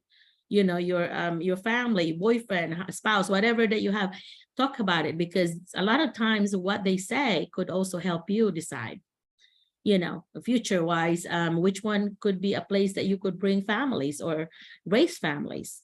You know, I know raising family, you may be better off in North Dakota, you know. But if you're a city folk and you love the city and fun and all this, you know, Broadway and all these fun things in life, pick Chicago, because there's a lot of culture stuff there, you know. And so anyway, and an advantage for Chicago is that you only have one more ride to go to Philippines. You can leave in Chicago. That's an international airport, and you go straight to you have a direct flight to Cebu from Chicago. So anyway, so so there's so many things that you have to consider, and don't let anybody else you know, make that decision for you, because you will regret it. Because you have to be true to yourself. Always be true to yourself. My sister Mylet gave me this the saying that always be true to yourself. And that's what I try to lead my life with. Am I being true to myself? Is this really something that I want, or am I doing this because I'm being influenced by a friend or by somebody? You know, do it because of you. Okay. So Marilu, I wish you the best, and you know, let me know what you decide. Thank you, Doc. I'll get you updated. Yeah, I believe in, you know, like having dreams. When I'm really thinking about something, I would, you know, our brain continues to work, you know, subconsciously while we are sleeping. So it continues to process things that's bothering us. And so I always like think of it before I go to sleep. I would say, you know, after my prayers, I would say, hey, I'm really worried about this. I want to think about this during my sleep. You know, I want this to be processed in my sleep. And a lot of times it's actually going to be kind of in the morning. I felt like I have more, I guess I have, the decision is clearer to me. So kind of, you have to tell yourself, I want to think about this, you know, and then tomorrow, maybe you have more, you know, kind of guidance, you know, like, okay, a new angle may have appeared or something. So, yeah. So anyway, when do you have to have a decision? Do you have a deadline? The program specialist told me that I have to decide by Monday. Ooh, okay. You have this weekend then. Yes, Doc. Actually, North Clay in Illinois, they told me they will wait for me till the end of July. Okay. Okay. But North Dakota is asking me for my visa sponsor already. But I already work with Greenheart, but after that, I got the offer in Illinois. I mean, in Chicago City. So, but I will decide. I will pray, Doc. I believe I subconsciously, like what you've said, I already have my decision. Yeah. Yeah, you light it up when you talk about North Dakota. So you may have already thought about, oh, this is my place to go. But you have to remember, you're not stuck there. If you ever decide to like come later for any reason, you can always, you know, you work with your visa sponsor. And of course, if it's H-1B, you're pretty much stuck with the school because they are your sponsor. But for J-1 visa, your sponsor is Greenheart, and you work with them. And if you have a reason why you have to move to another school, they will work with you. But you have to have a legitimate reason, you know, some kind of unfairness, some kind of something that you don't want, and you need their help to move you to another location. And so it's not like you're stuck on J-1. You're more flexible with J-1 than H-1B. That's the other advantage. But the disadvantage is that you're pretty much kind of limited. After so many years, you're done. You're gone. Go back to the Philippines and you're done with that. You know, the H-1B is like brighter future if you get approved. Yeah. Yeah. So, yeah. Doc, I want to share a simple advice to my co-teachers who are in the Zoom. Actually, you know, when I joined a lot of virtual job fair, I was able to enhance my communication skills. I was able to know all of the questions in the interview, and I was able to practice a lot. Because of this, I was able to get, you know, few job offers. So don't be scared to join virtual job fairs. Also, the one you sent us, Doc, the interview slides in Google Drive, it's very helpful. I believe all of the questions there actually are in the interview questions. So it's very, very helpful. That's why whenever someone is asking in the group, I'm sending that one, because it's all about classroom management, 5 core propositions, your teaching philosophy, all of this, Doc, actually are in the questions. So in a different format sometimes. Yeah. Yeah, for me. Well, thank you for that. And job fairs, how were you able to find a job fair? Did you just Google job fairs? Doc, I just want to share to them put the link in on chat if you don't mind. Yes, Doc. I got this app. What's the name of the app? What's the name of this app? I actually saw this in J1 group on Facebook as well. Someone said, I'll just post the link, Doc, later. Okay. And she told me that you can search a lot of schools there where you can see there are job fairs. Okay. Virtual job fairs. Okay. Others are looking for work authorization, but there are schools that will allow you to join the virtual fair even if you are an international teacher. So just try to register all the time. Yeah. I will post the link up later. Okay, Joanne or Mike, will you please post this on our GC when she whatever she posts here, because that would really help everyone. And I would like to put that in my relevant information as well. I need to include it. It's Career Fair Plus. Career Fair Plus. Career Fair Plus. And so you just search under the app then? Yes, okay. Doc. It's an app. Career Fair Plus. Okay. So that's a good app to have. And also if you you or the three of you, any of you have the link to that my slide, you know, you might want to post it too for the interview slides, because that's been, yeah, I have lots of really good feedback about it, that it has been helpful. And I think the 5 core Very proposition, helpful. yeah, when you answer that with the 5 core proposition, yeah, they are impressed with that. Yeah. They were like, "Ooh, Say excellent after your answers, because I don't know, but it's very, very helpful, Doc. yeah." Well, the National Board Core Proposition is a very, especially Chicago, they're going to have a lot of National Board Certified teachers there. So they're very familiar with that. So if you start saying about, you know, National Board Core Proposition, that is impressive to them, because especially if one of the administrators or a few of them are NBCT, our National Board Certified Teachers, they're going to be impressed. Like, what? You're an international teacher and you know about the National Board Core Propositions? Did they ever ask you how you... Whenever I answer that one, after that question, they will say excellent. Only to that question, Doc. So I've just noticed. Yeah. National Board Core Proposition is the key. But did they ever ask you where you learned that? Did they ever? No, No? they didn't ask me. Yeah. Wow. Yeah. Because if I were an administrator and I was interviewing an international teacher, I would be like, where did you get that? You know, because that is something that National Board Certified teachers know by heart. Like, because I'm National Board Certified, I know that core proposition by heart, because we lived through that. We have to actually analyze everything we did based on the 5 core propositions. So by the time you get done with the certification of being National Board Certified, then you know it. You pretty much breathe it and eat it. You felt like, oh, let me introduce myself to my family again, because that's all I've been doing all year long is National Board Core Propositions. So yeah, and it's a good guide for you, not just for the interview, but actually for as a guide for you as a teacher. You know, Yeah. so you know that you know that it's important to know your students, to know your content, and use your knowledge of students in order to decide on your content, right? And your strategies and so on. And then of course you assess and reflect and collaborate. Those are the 5 things. So so yeah, thank you for you always validating that, and thank you so much for reminding folks about that, because we have some new teachers here and they might not be aware of that interview slides that I have provided for you guys. And so I keep posting this on GC if I think about it, but sometimes I forget. So, but if you are getting that file from me that says relevant information is in there.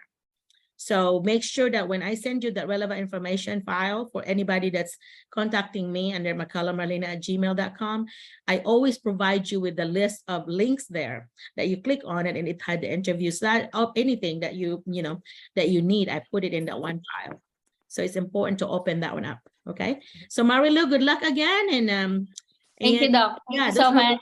Yeah. Thank you. Thank you so much, Doc. Doc, Yeah. I have added my friend also. She's here, I believe, Miss Charity Salazar. Okay. She's with me here in Qatar. She's a teacher in the same school where I used to work. Okay. I asked her to join because she's interested in applying to the US as well. So Okay, Charity, do you want to talk to us? Do you want to be? thank you, Doc. Yeah, thank you so much, Marilu. You're awesome. Yeah, thank you. So Charity or whoever else that you have invited, let me know which one. I guess Mike, you might want to call for me, please. If Charity would want to go. Like what I've mentioned, Doc, I have here 3 of my good Ooh. friends, but Okay. we'll start with Miss Annalyn Pacursa, the music teacher that I Okay. mentioned. Go ahead. Hello, Doc. Hello. Hello, good afternoon. I mean, good morning there in the Yes, US. good morning. You don't have your good camera evening. on? Yeah, just wait. Hold on. Okay. Yeah. I always, when you encourage someone to join us, please encourage them to be ready for camera, because it's always nice to see your beautiful faces. Yeah. Hello. Hi. Sorry, Doc, because I just woke up. Oh, no problem. Me too. Yeah, so good morning again there from the US. Good evening from the Philippines, and good afternoon here in Qatar. Before anything else, by the way, I am Miss Annalyn Pacursa. I'm 37 years old. I graduated with a degree of Bachelor of Secondary Education, major in music. I also have my master's degree in educational management. Overall, I am teaching music for 16 years, 9 years from the, 9 years in the high school and 7 years in the elementary department. And as a music teacher, I teach general music. I also let my students play musical instruments, specifically percussion instruments. And also I handle musical organizations such as choir ensemble. Okay, that sounds good. Is that what you did? You say is that what you're teaching there now? You're a music. I am currently teaching here in an international school. Okay. Would you please send me your resume straight to me, McCullough@gmail. I want to send it directly to Brinkley for you. And that's how Maria got hired. I sent it to her and boom, she got hired the same week. So if you'll be this lucky, because there's not very many applicants, send it to me, McCullough Merlina. I put it on on the chat there, McCullough@gmail.com.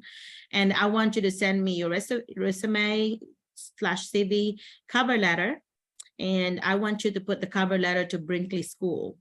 And anyway, and the superintendent is Dr. Poole, Poole, Dr. Brenda Poole. And so if you send it like that already, what I'll do is I'll just forward it to her and do some explanation that I met you on Zoom and so on. So yeah, Maria got a job in a few days after she sent it to me. So you could be this lucky because there's not very many applicants in music. In Jesus' name, Doc. Huh? Yeah. In Jesus' name. that would be cool, right? And so yeah, Dr. Poole and I, you know, we respect each other. You know, she really impresses me. She is a national board certified teacher also, and she's just one of the best, you know, administrators in the state. So it would be nice if you'll be only 50 minutes from Mike. So, you know, you'll meet Mike's family. I will push her, Doc. I will push her to submit all the documents. Submit that ASAP. I will keep on sending her a message, Yes, like what I did to Mama Maria Hylon. I will keep her updated. Do that like ASAP, as soon as possible, because the window is now about to close. You know, the visa spots are closed, so you need to make sure that that you send it, like, you know, before the weekend's over. Would be nice. Sure, yeah. Okay. Well, thank you, and good luck. Yeah, thank you very much, Doc. If she likes you, she will interview you as soon as she gets the information. So yeah.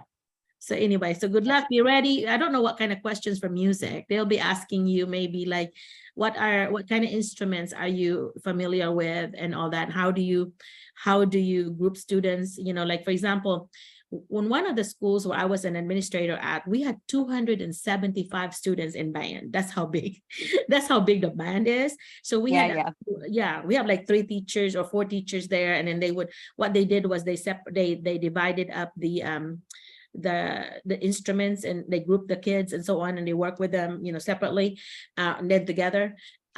For that school in Brinkley, it's a very small school. You're talking maybe 800, less than 800 students from elementary and high school. So you're talking really small band. So it's not going to be overwhelming at all.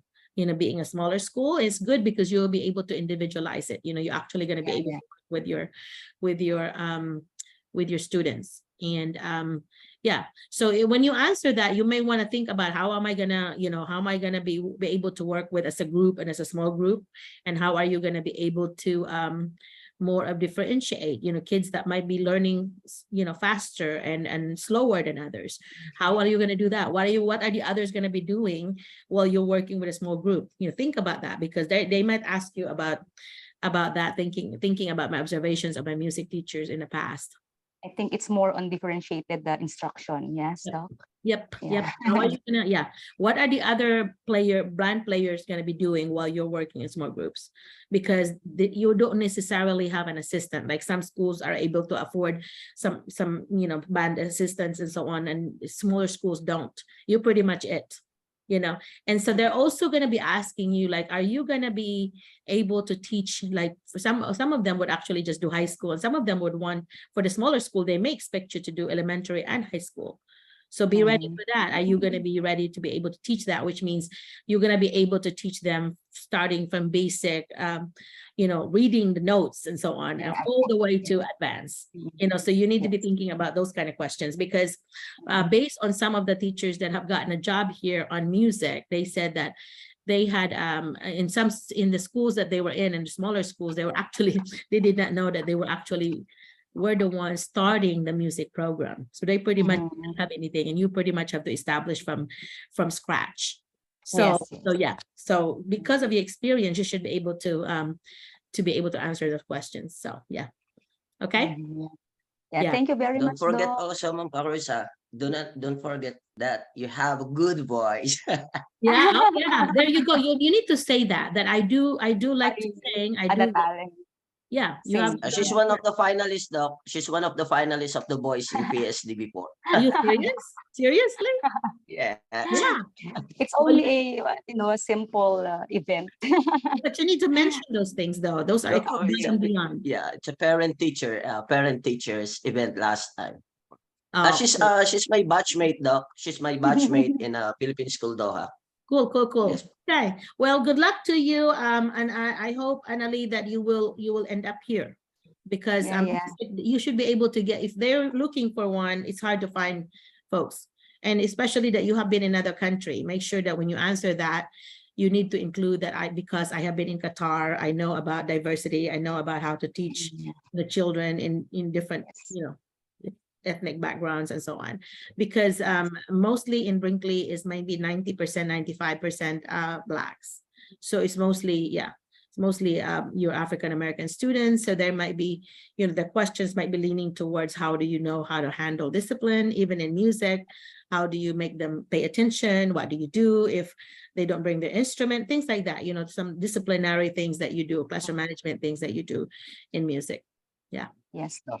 Okay. Noted, Doc. All Thank right. you so Well, much. yeah, Thank you're you. welcome, and good luck. And Thank you. I need those resume, okay? Yeah. Paperwork. And 3 letters of recommendation, or even just one if you can, that's the only one you can handle. But I usually say a letter from a friend for character reference, what kind of person you are, at least 3 things about you. And then your colleague, if you have a friend that could say that they work with you, and that, you know, Mike could even do that if he worked with you. And then from a supervisor that had supervised you, what kind of teacher are you? Okay, so they need to they include at least 3 things about you, you know. They can do that. And then if you are at the end, if they highly recommend you, and you know, you'll be an asset to the organization or whatever it is, you know. So they say. All right. Okay. So all right. Thank you so much. Thank Okay. you. Yeah. Who's the next one, Mike? You said you have 2. Don't forget. I think Miss Ma'am Jacqueline Melendres, she can share about her experiences. She got, I think, 2 job offers also. Oh, wow. Okay. Jacqueline. Yeah, congratulations on those job offers, girl. Yeah, thank you so much, Doc, for your guidance. You know, I've been in the Zoom with you and learning a lot of you. So I had my interview last June 3, and then luckily I had my job offer for that. And also after having an interview, my first time principal's interview for, you know, I started my application. That was December 2021. I was really disappointed because until 2023 I wasn't able to have my principal's interview, but luckily last June 3 I had one. And also I think the link that you sent to me, I had that North Dakota. So I had an interview again, and luckily the principal, Ma'am Sarah, gave me immediately the job offer. Yeah. So that time that time, Doc, I was so confused of what will I choose. So I started to research about the state. So since North Dakota is near Canada, it's the coldest state in the US. Yes. So I choose Florida. That might be a good choice. That might be a good choice. That's totally opposite. That's totally opposite on the weather. Okay. So I am in Deltona, Florida. Daytona. Oh my God, that's one of my favorite places in Canada. Yeah. They have a beach. Really, Doc? They have a beach there where you can actually drive your car right there on the beach. Yeah, Daytona Beach. Yeah, that's one of my favorite places there. Yeah.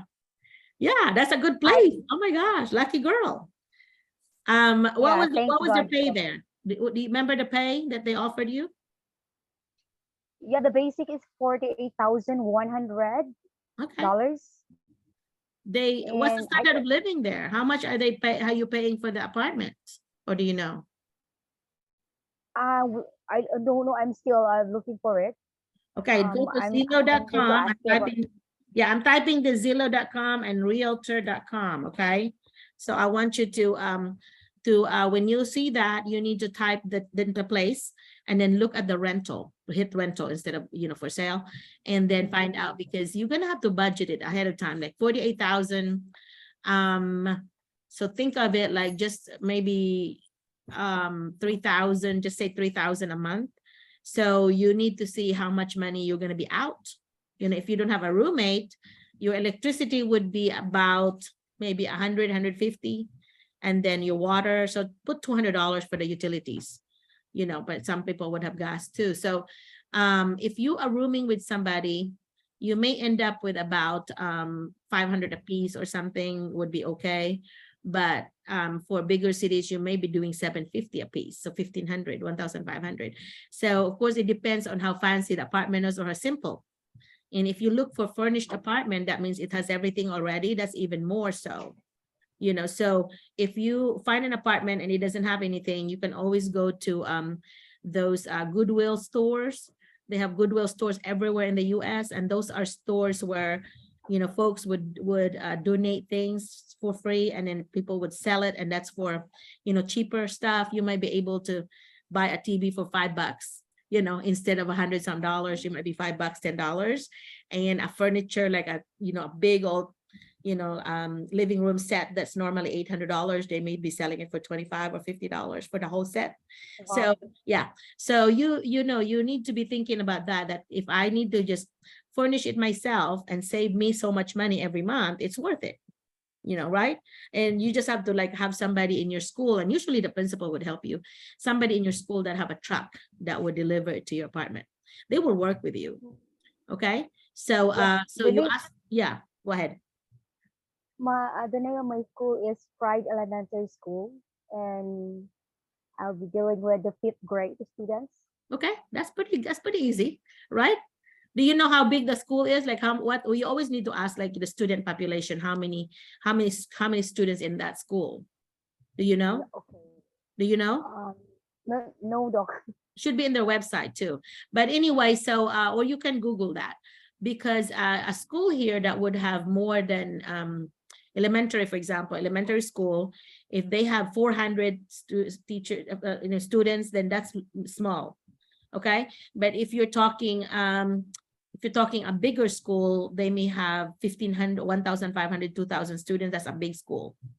Okay, so you need to be looking at their population. And sometimes, here they have different ways to group schools. They have some building, like where I was an administrator in one of the schools, we have I was district administrator, so I have to deal with all the schools. So we had one building that's just kindergarten only, and we have one building that's only grade 1 and to 3. And then we had one building that just 4th grade. And then we had another building that's 4th grade and 5th grade. And then we had another building that's 6, 7. And then we had another building for 8, 9. And we have the high school, which is 10, 11, 12. And so different schools, depending on their space, would have different ways to kind of divide up their students. But for smaller school like Salem, where my first where I live and where my 15 years of experience was at, we only have like 800 students, so 400 elementary, 400 in the high school. And that's really beautiful because it's K6, and you have 400, you're talking less than 20 students. So it's really very easy, and it's very easy to work with students. You can differentiate because there's a very small number. And every state has a different limit on the number of students. If you are a very big school in a very big state, it will be easy to have 30 students in there, because that's usually the limit per classroom is 30. But if you are in a smaller school, you could have a kindergarten class of 10, 12, you know. So Wow. you're yeah, so very small number. And I find that the smaller the school, to me, the better, because you can just have more differentiation, and you just much more personalized learning. You know, well, in bigger school, you're like so overwhelmed with all the paperwork, especially if you're teaching ELA. You know, what do you teach? What subject do you teach? What? Math. Math. Math doc. Math will be easier than literacy, because if you, I'm literacy, so I'm English teacher. So if you're English teacher, you have to have these essays. So you imagine 30 essays in one class, and you have 5, you know, in Arkansas, we have a limit of 150 students. So you cannot have more than 150 students limit. And so in other states, I do not know what their limit is, but I know in Arkansas it's 150. Can you imagine checking 150 essays? That's a lot. A lot. You know, math, when I was teaching math, I was K6 math Title I teacher. I only have like a dozen, because these were students that did not qualify for special ed, but they were very much on the edge. And so we were addressing their needs, and I had a full-time aide with me. So if I had 10 students, I may work with 8, and then she would work with 2, you know, or something. And I would plan, you know, pretty much individualized instruction, but it was easier because as I go around, I'm checking their paper really quickly. So by the time they get done and they leave my classroom, everything's checked, you know. But in literacy, you have to read those essays. So what I do with literacy is that when they're writing the essays, the first one done, so I would always have them, the first 2 done are going to be they're going to be peer reviewing. They're going to be reading each other's. And in my rubric, I actually put a column there, you know, a self, you know, they check it for self, and then peer, so with their partner. And in the last column would be me, so that they could actually be able to check the rubric, make sure they met them. And then finally me, they have already made corrections. And what I do with students is that they use different color pen. That way, you know, which color of pen were used in order to see, you know, how the student were giving feedback. Of course, I have to train them the first month about that, how to do it. But the essay is harder than math, of course. Okay, but I do like literacy. I do like ELA, teaching ELA better, although I have taught math. But anyway, but good luck to you, and I hope that you choose the right one. Jacqueline, which school, where are you now in the process for the Daytona?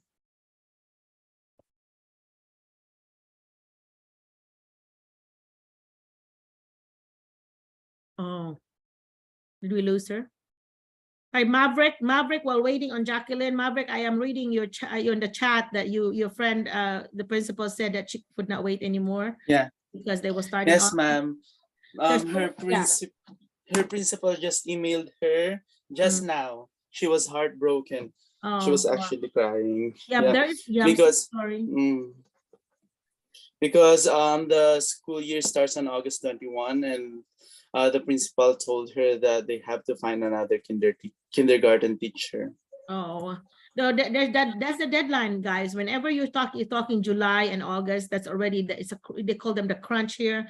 That means they're already going to be closer to the deadline, and the administrators are starting to panic, make sure they have a teacher per classroom.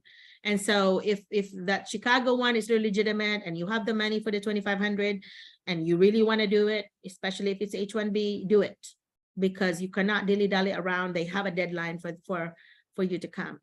And so anyway, yeah, you know, those folks that have multiple offers, do not, just because you have multiple offers doesn't mean you want to take your time. You need to make sure that you make the decision as soon as possible, because you could lose all 3. Okay, because as a former administrator, we panic around the end of July. You know, do you have a classroom, you know, enough staffing? Do we have everybody, you know, hired already, and are they, you know, paperwork ready, and so on? So they're panicking at this time now, because it's already the middle of July. So don't be taking your time thinking, oh, I got a job, I can relax. No, you know, you relax when you get here. Okay, because you have all kinds of paperwork still to do. All right. Yeah. Yeah. Yes, ma'am. But there are teachers who advise on the group chat, on the group on Facebook, that some administrators will wait for them. So some administrators will actually hire substitutes so that they can wait for the international teacher. Yep. So it actually will depend on administrator, Exactly. I think. Exactly. And how much they love you. If they really like you and want to wait for you. And that's why, you know, one of the I think it was Dr. Poole that said that she waited for one of her teachers and she said, oh, she's worth it. She seems to be, she really is a very good teacher. So we're going to be waiting for her. And so that's what they did. And so, and another administrator friend said the same thing, that they were really impressed with the interview and they really could not, you know, wait to have her, although it took another year. But I think that teacher was needing to have the 15 years or whatever it was in order for you to get vetted or vested in retirement in the Philippines, I think 15 years. And I think that teacher was wanting to wait till she get all that done before she would come to the US. So, you know, that makes sense. You don't want to, you know, throw it if you are, you know, already 1 year more. So, yeah. All right. Well, thank you for sharing that. Jacqueline, are we going to get you back? Did we lose her? I think we lost her. We lost her, sorry. So Jacqueline, if you're listening to this or, you know, you watch this later, I wish you the best and on your Daytona. And when you do come here, do not forget to join us and tell us about your news, your process, your journey. And if you send me your pictures, I will make a reel for you and put it in our website. Because that's what I've been doing even with people from out of state. And I've really enjoyed those. You know, I called them and said, hey, if you have any pictures, or I can get it from their Facebook, that they just have to give me permission. And then I make a reel. That way everybody sees that it is a reality. It's not something that you're just dreaming. It's actually going to be able to happen. And it's very encouraging to me if you see that, right? All right, next, that was the third one, Mike. You said you have 3 friends and then Charity. Where is she? She's hesitant to talk, and maybe she will talk after she will be successful on her interview. Oh, okay. Well, good luck on your interview. Yeah. But I want to call Ma'am Sheila Highland to share her experiences. Okay. To enlighten some of the teachers here about the processing, how to start, and that any tips. Okay, well, Sheila, that will be good. After Sheila, I want to hear from Charity, okay? Because Marilu mentioned Charity. So, yeah, okay. So, Sheila, can you talk to us, please? Doc, sorry, Doc. Hello, Doc. Sheila will say something. Doc, Charity has an emergency. Like there's a human resource officer in the villa that she needs to attend to. So Okay. Thanks she'll for try letting me. to come back. Okay, Doc. that's okay. Yeah, thank you for letting me know. Okay, Sheila, do you want to talk to us about your experiences? Where are you now? Hi, Doc. I'm here. Ginny Lynn? How come it's listing Ginny Lynn? Doc? Is that you on Ginny Lynn? No, the Maria Rosella, Doc. My Yeah, nickname is Sheila. That's why Roca and my friends here, Annalie and CS, call me Sheila. Okay. Okay. Hi, Doc. Last time, I think I updated you that my visa interview will be on 23. And I actually expedited it. I changed it to this coming 18, Doc, because the school wants us to be early. The school wants us to be, if possible, 20. But then my other co-teachers from here in the Philippines will be interviewed on 19. And so me is on 18 and in Doha. So tomorrow is my flight going back to Doha, Doc. Whoa. 16 actually, 17. Tomorrow is going to Manila and then 17 going to Qatar. And then 18 is my interview. My gosh, girl, you're a busy woman. I was stressed last time when I rebooked, when I was approved for my visa interview be changed. Yeah, I will be allowed until 18. Okay. So the last day, 18 was, I chose 18. And I was actually planning to have it 19, but then I was only allowed to have it, to be able to have it on 18. And so I chose 18. And so I had I was so stressed in rebooking my ticket because it's the schedule, I just, I need to be there before 18. Right. Is this for the J1 visa interview at the embassy? Yes, Doc. and J1 visa, Yeah. Doc. The question would be easy. It's just a verifying what you put on your DS, 2019. So that you want to make sure that you know how much you're going to be paid. Of course, what's and where you're going to be living. They may ask you where you're going to be. Do you have the address of the apartment or something that you're going to live in? Those are something that you need to be aware of. Just look at your DS form and Yes, really know everything in that form, because all that they're doing is verifying that what you said there is actually true. So you have to Okay, Doc. verbally confirm is what we're really doing. Okay. And another one that would determine if you're going to pass or fail is, are you going back to the Philippines or whatever, wherever you're going to be going back to? Yes, the answer is a big yes. If you say Yes, Doc. you are going to be Yeah, denied. our visa sponsor also reminded us that because of the, they reminded us, even though I am under agency, the visa sponsor, GEC, reminded me that even though you have an agency, but then you are supposed to follow what is in our rule as a visa sponsor.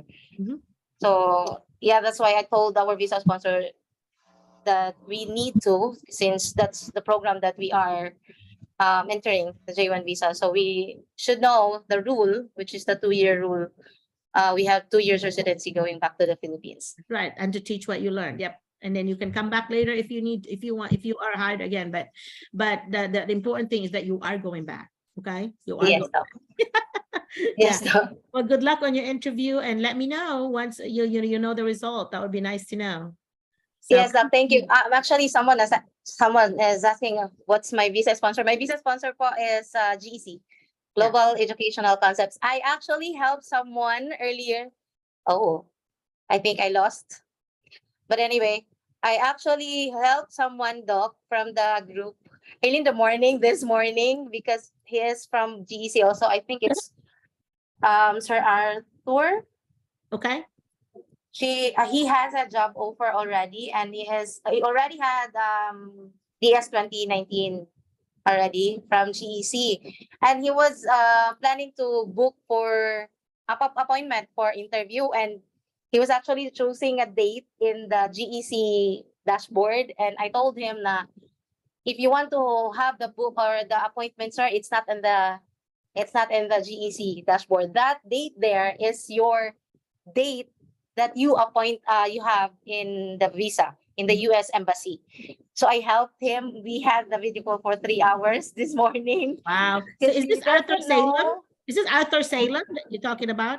Arthur Salem? Is the last name Salem? I forgot the name. I think it's Arthur Salem, maybe, because I remembered him being so fluent that he should not have any problem. Yeah, Arthur Rosalem or Rosalem. Yeah. Arthur Rosalem. Yeah. Oh, good. I'm proud of him. What school will he end up with? What state? I think in Florida, South Florida, I think. There's a lot of you in Florida. We might have to do a field trip. He just received his DS 2019 this morning, though. So early 5 o'clock. He just received it this morning. He was actually asking in GC. He asked to what will he do after paying the visa sponsor.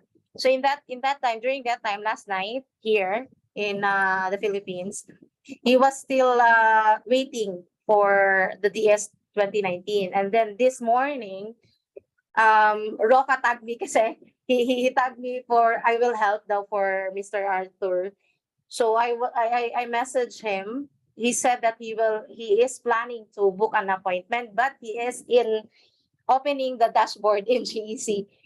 I told him that appointment is actually your date, final date that you have booked in the US Embassy. So I helped him for the DS 160 before and now I think he's waiting for the payment on Monday. He will pay an RCBC.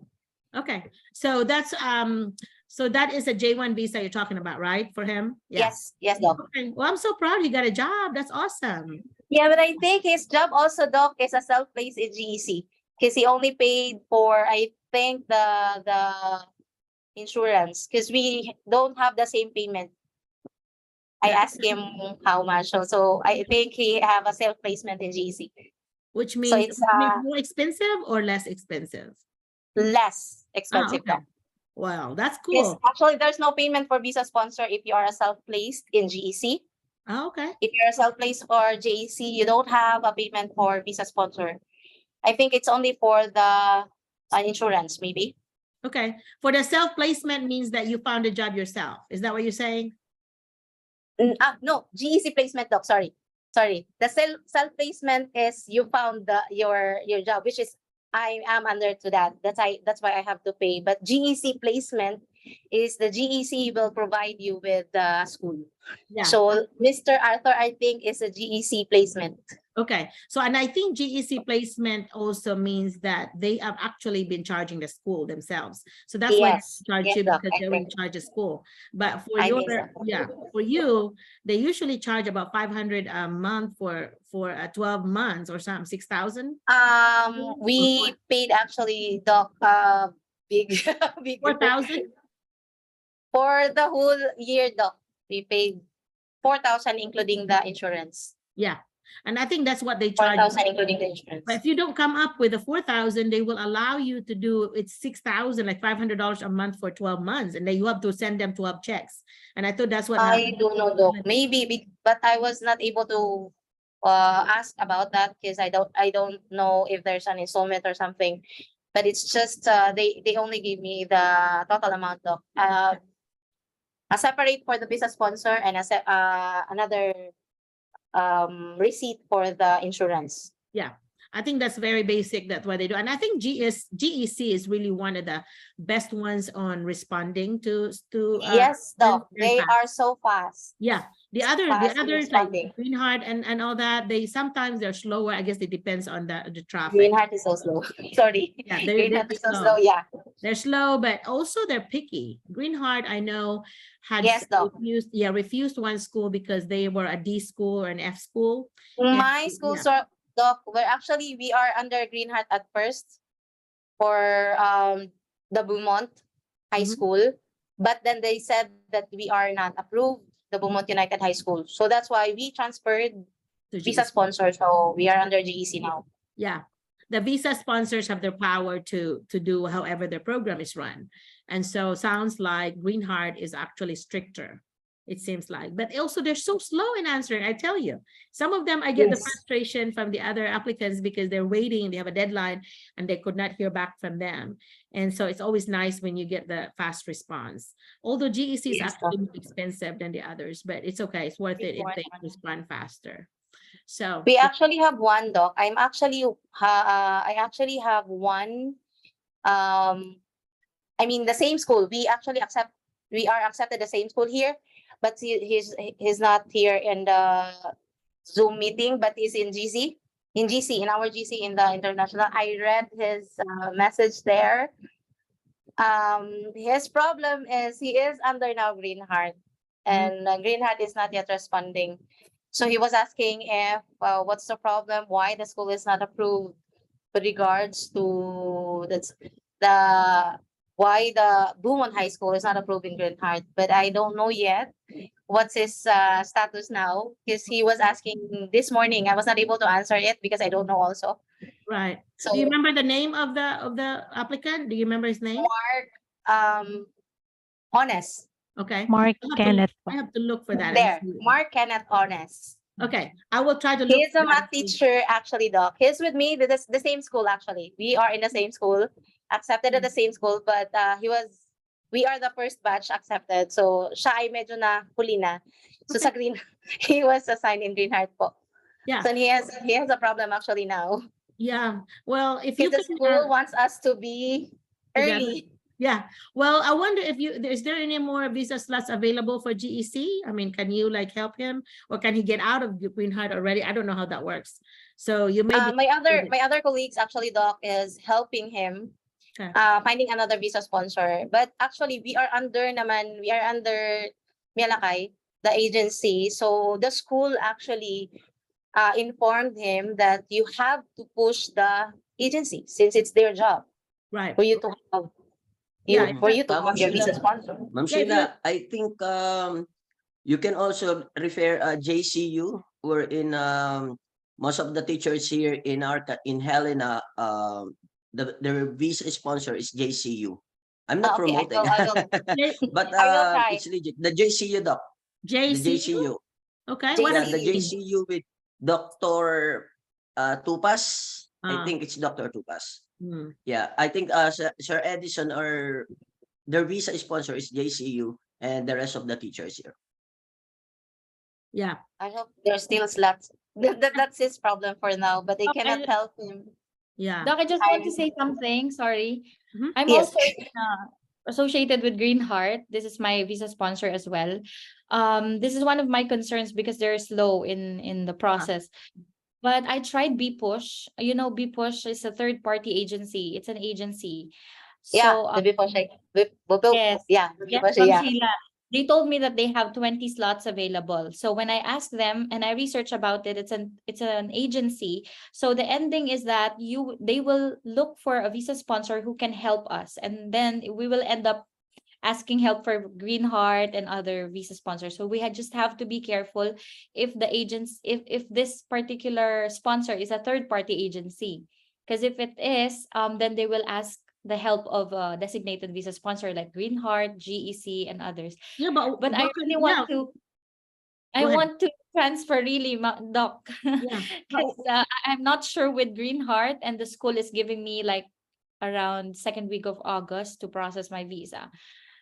Yeah. What the thing with the third party agency is, they're not going to have any, they cannot do any more than what you can do if you go to the designated sponsor yourself.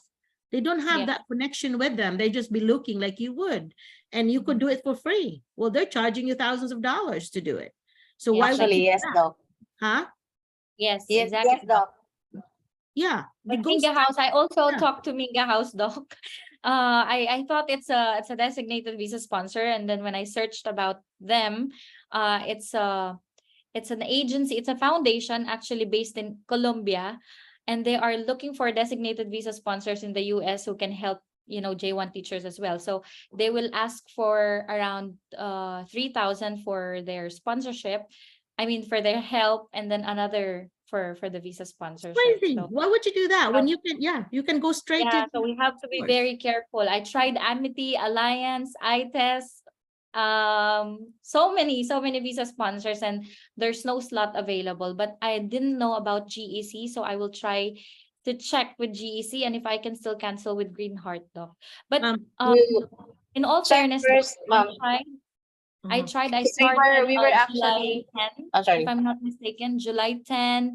Now it's my final steps for uploading the document. They already checked the document, and then they asked, like what Doc Merlina said a while ago, they are very strict with the state ratings. They are asking the school about state ratings and credentials, and then good thing my principal is very cooperative and he's very helpful. So he's uploading all the needed documents for Green Heart, and I think they are quick this time because they saw, I believe, this is just what I believe, they saw a lot of posts on J1 groups and Facebook pages that teachers are complaining about them. So Yeah.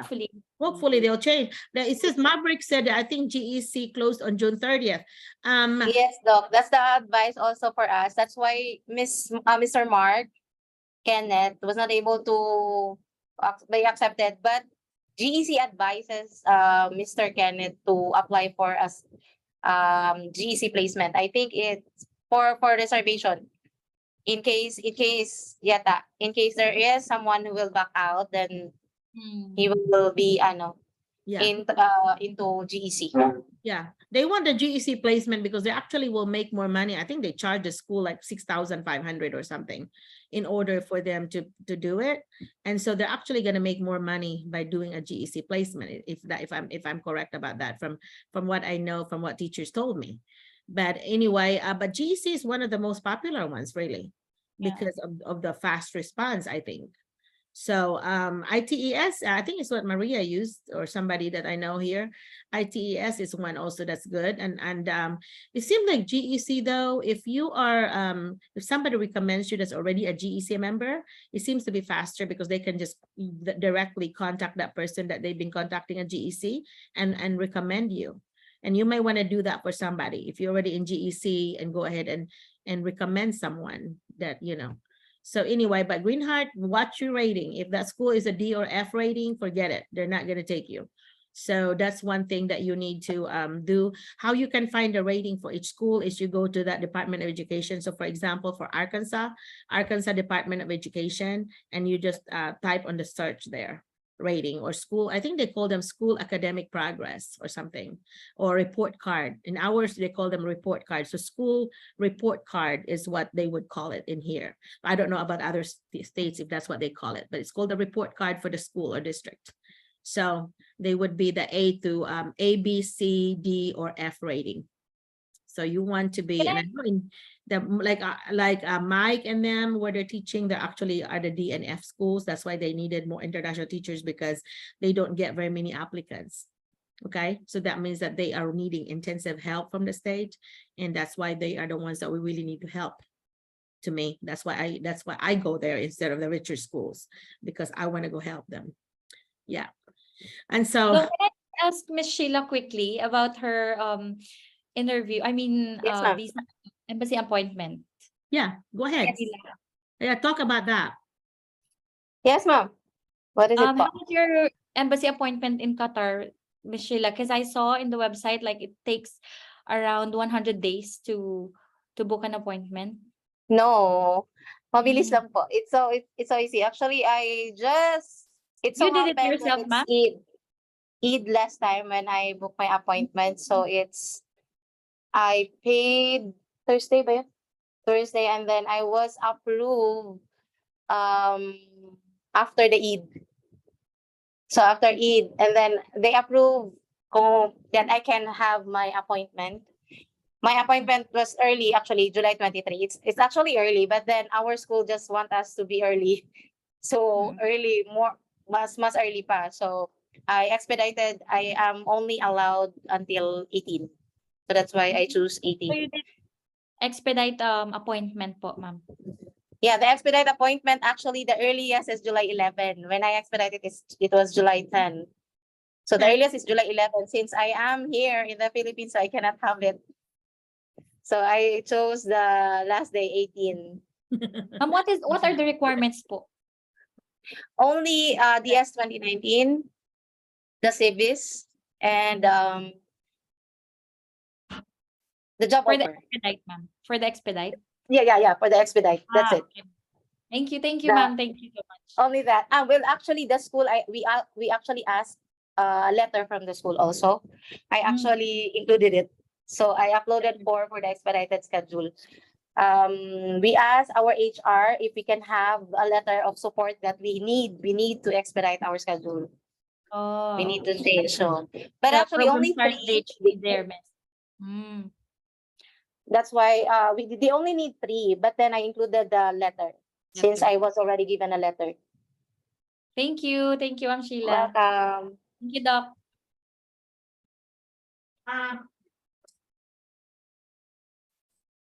Yeah, I think the sometimes what you can also, it's also hard to, let me turn on my video. I was getting my tea. Anyway, so the if you cannot find an appointment because it's going to be for later, you can also ask the superintendent or the principal of the school using their letterhead say to write a letter to the embassy saying that you really need this teacher faster. Like I think Maria was going to be like February or something, and the superintendent wrote a letter and she was able to get it in October. So yeah, you can get faster if you get a letter, and if you need a copy of a letter, I have a form that they can just put. That's what we did, Doc, and our HR sent us the letter. Okay. I share that letter to me. I want to see how different it is. If you don't mind, email it to me. I want to see it. Okay? Please send it with us. I sent it to you already. No, please send. Doc. Oh, okay. Yeah. If you send it to me, I will share it. Yes. So. Thank you. Yeah, they will. You know, they seem to be. They really listen to administrators. And that's what I gather from my brother-in-law, that they seem to really pay attention to like the letterhead and who the official is that's writing for the evidence. And it seems like immigration, especially for H-1B applicants, anything that you have with like some affidavit, some kind of affidavit with a, officially, sealed by or signed by a lawyer or something seems to be good. For example, I'm helping a friend whose wife is in Nigeria, and they just want to know, for example, for the K1 visa, it's a different visa, it's for the fiancé visa, that they just want to show that the marriage is legitimate. They want to make sure it's not a fake marriage. So they have to have at least 3 to 5 people that they know that had attended their wedding or have pictures with them or whatever, and write a letter. I have written that letter, by the way, to somebody, also saying that this couple is legitimate. I know them. They have come to my house many times and so on. And I know they're happy, whatever, because they have such thing as a scam, fraudulent marriage. And that is punishable by law. So you will end up in federal jail, here, prison. So that's a really big deal. So you don't ever want to fake a marriage or fake some things for immigration. You should always be honest. Okay. So that is a big deal. Any other question that you have? This is really good discussion question. These are really informative. So thank you so much for sharing what your experiences and so on, because this is recorded. And when I share this, I don't remember if I shared the last one even. It's been so hectic this last 2 weeks, I guess, because of our 36th wedding anniversary party and so on. It was not shared, Miss. I have not shared it. I'll send both then. Joanne, you have been so awesome to tell me. So, yes, I will share both then, because sometimes when I forget, I'll just share both. So it takes time to process it, because it's 2 hours, for example, and it takes forever to convert it. And so by the time it's converted and it's on my desktop, I forget to do it. So thank you for reminding me. I'm going to make myself a note, send 2 videos. Okay, so any other question that you have? I know, did I talk to everybody that you have invited? Are there new people here, Joanne or Mike or Sheila, that or Mec, that are new to you, that you didn't recognize? I think for those participants po, who among you are willing to introduce themselves or to ask something? Yeah. Yeah, because our next Zoom will be on next Saturday. Yeah, not this coming one, but the one. So it's gonna be on the yes, every other Saturday. Yeah. So today's the 15th, so it's not the 22nd, but it's the 29th. So July 29th. And continue sending your CVs, because the school will open now. I think in Helena, West Helena, we will start on August 7. But the students will start on August 14. So we are starting here. The meet and greet with the new principals. Yeah. If you go to www.schoolspring.com, and if you want to be in Arkansas, North Little Rock and Little Rock are still looking for a lot. I want to say Little Rock still has more than 100 slots available. I mean, last year they have 125 slots not even filled. So Little Rock would also be one of the more dangerous place, but there are some safer place there, some more expensive apartments that you can stay in. My sister used to live there. I live in the western side of Little Rock, which will be the safer side. And that's where her home is. And I was only like 15 minutes from my office in the Department of Education. And so there are some, although that, for example, if you Google a place and it's dangerous, there's always a place there that's safe. It's always a better community there that you might have to pay a little more, $200 or $300 more a month, but it's worth your safety. Okay. So, and there's always somebody, if you get to be closer to that principal that's been contacting you, you can always ask them questions. The first question would be, is there another teacher there that might want an extra income by letting me, or they call them let or rent me a room, to start. Later on, I'll find my own place once I get to know the place, but just to start. So I want somebody to go ride, to school with and kind of guide me about the place. And then it might be 2 or 3 months, it could, or less, that way until you find yourself, you can find a place. It's hard when you're looking for it online because you don't really see it. But once, so asking the principal or superintendent, whoever's contacting you for help, it's not gonna hurt, because they want you to come. So they're gonna go above and beyond to help you. So that's what I would recommend, right? What do you think, Mike or Joanne? Yes, and also the support system. The support system is very important, especially here in Helena, West Helena.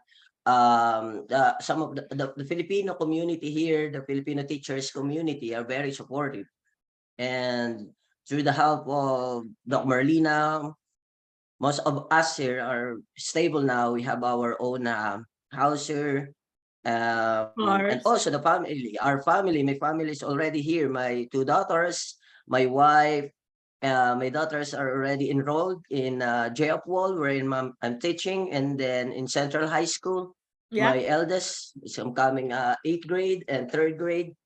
And actually, Doc, I have a schedule with Doc Roach, the principal of CHS, the Central High School. I think because it's still included under organization because I am the head coach of the volleyball girls here. And we are starting the training last Tuesday, and we will continue it until the start of before the start of the school year. I'm so happy also that I have an I have an extra income. Yeah. Did they pay you, Mike, extra? How much they pay you? I don't know yet because but according to Miss Mills, just submit the attendance sheet. It's just 2 hours, ma'am. Just started for 2 hours. But so I they may told them, pay you "Yeah, an it's hourly not." rate. An hourly rate there is usually $45 an hour or $50 an hour. That's what they pay tutors. So it Yes, could ma'am. be, and it could be like that. Some schools are doing a stipend for the year. Like some schools would do like 7,000 for the year. You know, some schools would do like hourly, like sounds like theirs would be. So that's like a timesheet, they call that. So if you do a timesheet, it will be usually it's your daily rate, you know, divided Yes, by but 7 I hours. will also ask Miss Mills about it because I think based on what I heard, that is another contract, right? Yes, it's a separate one. Yeah. Yeah. I think before on the start of the school year, they will give me another contract as a volleyball coach. Yes. Yes, because it's a total like an extracurricular for you, which is also good for you to meet the standard of you know, your community involvement or going above and beyond your duty. So I would recommend everyone, if you are applying, you need to put in your resume what are the other, like Mike did this, I think, put what you're willing to coach. So maybe you're not a coach now, for example, volleyball, but you are interested in it, know the rules, and you have played it. So you can just say on your interview that I have played it. I'll be interested in, you know, establishing one if they don't have one, or assisting whoever, there's already a coach there, or assisting one, because school administrators, we love those folks that go above and beyond. So somebody does that in my interview, you know, when I was still administrator, I love that. I put a star on your application because that means this teacher goes above and beyond, and that's always a good sign. That means that this teacher doesn't just like go for the, you know, for the time sheet and then, you know, that I'm done. You go above and beyond, you go volunteer, you go help others, and so on. That's always impressive to me, and that's a Yes, sign of a good teacher. and just to share again, Doc, I was hired here as a computer science teacher because I'm a TLE teachers in the Philippines, and also a Filipino teacher in the Philippines, also in Qatar. But when they discovered, we found out that I'm finishing my master's degree in special education, they pulled me out in Central High School, and they brought me in JFWall, and they gave me a new offer on that, and a contract as a special education teacher. And you have like two different aides or something, two different helpers there, Mike? Again, Are there two ladies helping you there as your aide? I have a four My gosh. paraprofessionals. Yeah, I have two paraprofessionals inside the classroom, and the other two, there's isolating the two students because Wow. they have a very not actually a behavior problem, and they will disrupt the classes. That's why they separated them. So if you have like a special ed, for example, they always provide, you know, extra help for you because the state has a limit of the number of students that you can handle. So if you have more than the number, they always provide you with an extra help in order to meet the law. You need to make sure that you also make sure that you show that you are the teacher, you're the leader there. Do not let them do all the work. Make sure you plan. You are the boss. Do not, just because they're local and they're there first, they are not the one in charge of the classroom. You are. You're the one with the contract, you know, to go there. So, you know, some of your professional may have a strong personality and they tend to want to do that. You need to just like, you know, get along with them, but make sure that use, you know, in a subtle manner, saying that, you know, I'm doing the lesson plan here. I am, you know, my name is going to be on that one, on their IEP, that you're the one, you know, working with the students. And so just, you know, don't be bossy about it, but be collaborative. At the same time, show them, kind of model to them that you're hardworking, because they are observing you, especially in schools like Helena and Brinkley. They have a camera. They have a camera the whole day. So all that administrators have to do is watch you or look back. I think they keep it all year, so they can go back to a certain date and see what you're doing. So sometimes you may forget, I forget when I go there, that there's cameras everywhere. They can always see, like when I'm a consultant and I go there, they actually watch me, how I'm helping the teachers, what I'm doing, what I'm talking to the teachers about. They can actually see that. And I know that because of some of the conversation that they told me, said, oh, we know that you told so-and-so. And I'm like, oh, so they watch the recording. Okay. And also one of the principals had asked me to like observe a teacher on a day that I wasn't there. So this principal was actually recording, I mean, want me to watch, Merlina, watch this. What do you think about this? How do you think we should handle this? Or so on. And so they would actually ask me to kind of partner up with me. So just know that, okay? Know that even though you know, your school might not have a camera, but pretend like if there's somebody watching me, is it gonna be a good thing? I mean, is that, are you doing something, you know, to impact the children? Not something that they will criticize you for. There are some, you know, I have some administrator friends here that are obsessed with like just watching their teachers from the office. And that's not me. I am not. I have, when I work at a school where I had the, you know, I was in charge of the camera thing, really. I mean, I had a big screen TV on my wall, you know, other than my computer screen, and I could watch what's going on in the class. I didn't have time to do that. I would rather be in the classroom helping teachers, you know, rather than be watching, oh, how am I going to get this teacher? You know, that's a very fixed mindset administrator. That means they have an X theory and Y theory, where the X theory folks are the ones that are fixed mindset, that they're out to get you. And these are the same folks that would actually, you know, try to avoid work, you know, while your Y are the ones that are wanting a growth mindset. They want to help, they want to be open to criticism and so on. You want to be a Y person, you want to be a growth mindset person. A Z person is a mix. And so Y person is like, you know, you are positive and you are for growth. And if somebody criticizes you, you're saying, thank you for, and I try to do that, which is, you know, I don't want to pat my own self, but that's my mindset, I guess. You know, when somebody criticizes me, other than my husband, when he says it in a mean way, then I am very Z on that. You know, but if you just say kindly to me, then I would say, thank you so much. You know, I did not know that. I'm really learning. Thank you for the learning today, because I have a diary of my learning for every day. And so I would write that in my diary today. And so you should be taking it that way, instead of like, oh, this, you know, they're just putting me down because I'm a Filipino and they're whatever, you know, they're local. No, that's not how you should look at it. You should look at it like, this teacher is trying to help me to grow because I'm new here. So that means that you have a positive filter. When a person takes it negatively, that means you have a negative filter, or that person is a negative filter against you. That's what I feel about sometimes with my husband. When I'm in a bad mood, forget it. Don't even talk to me, because I will have a negative filter. I'll take it wrong. So anyway, but you know, I'm very open about, after 36 years, he knows when I'm like, oh, Merlina is having a bad day or whatever, you know, she didn't have enough sleep because she was like watching her Korean dramas. You know, we have our moments, especially women. I think, you know, I'm not being sexist, but sometimes we have those times when we are just not in a good mood. And as husband, as spouses, Mike, you need to know when that would be. And you know, they said 70% of our communication is actually nonverbal. You actually are looking at the reactions and the faces. And because in the Philippines, we are actually, we were raised in poverty. Not very many of us are rich. You know, most of us were really poor in the Philippines. I know I was. I still am, I guess. But anyway, you have to read their faces with our students. You know, in high school, I observed somebody that was insulting a child, very sarcastic, and a coach. And this child's face, oh my gosh, you could have seen this face just like, oh my gosh, you know, really is embarrassed, and was like laughing, but really embarrassed. And I actually had that coach, you know, I was administrator at that time. I had him to come to my office and we played that video. And I said, I want you to see his reaction You know, look at he just like smiling, but look really, look deeply and see what kind of, he's embarrassed, you know. But if that child, you know, because my son Jet was at that time in my building, if that was Jet, I'm the mother here talking to you, I'll be very disappointed. I'm disappointed as administrator now.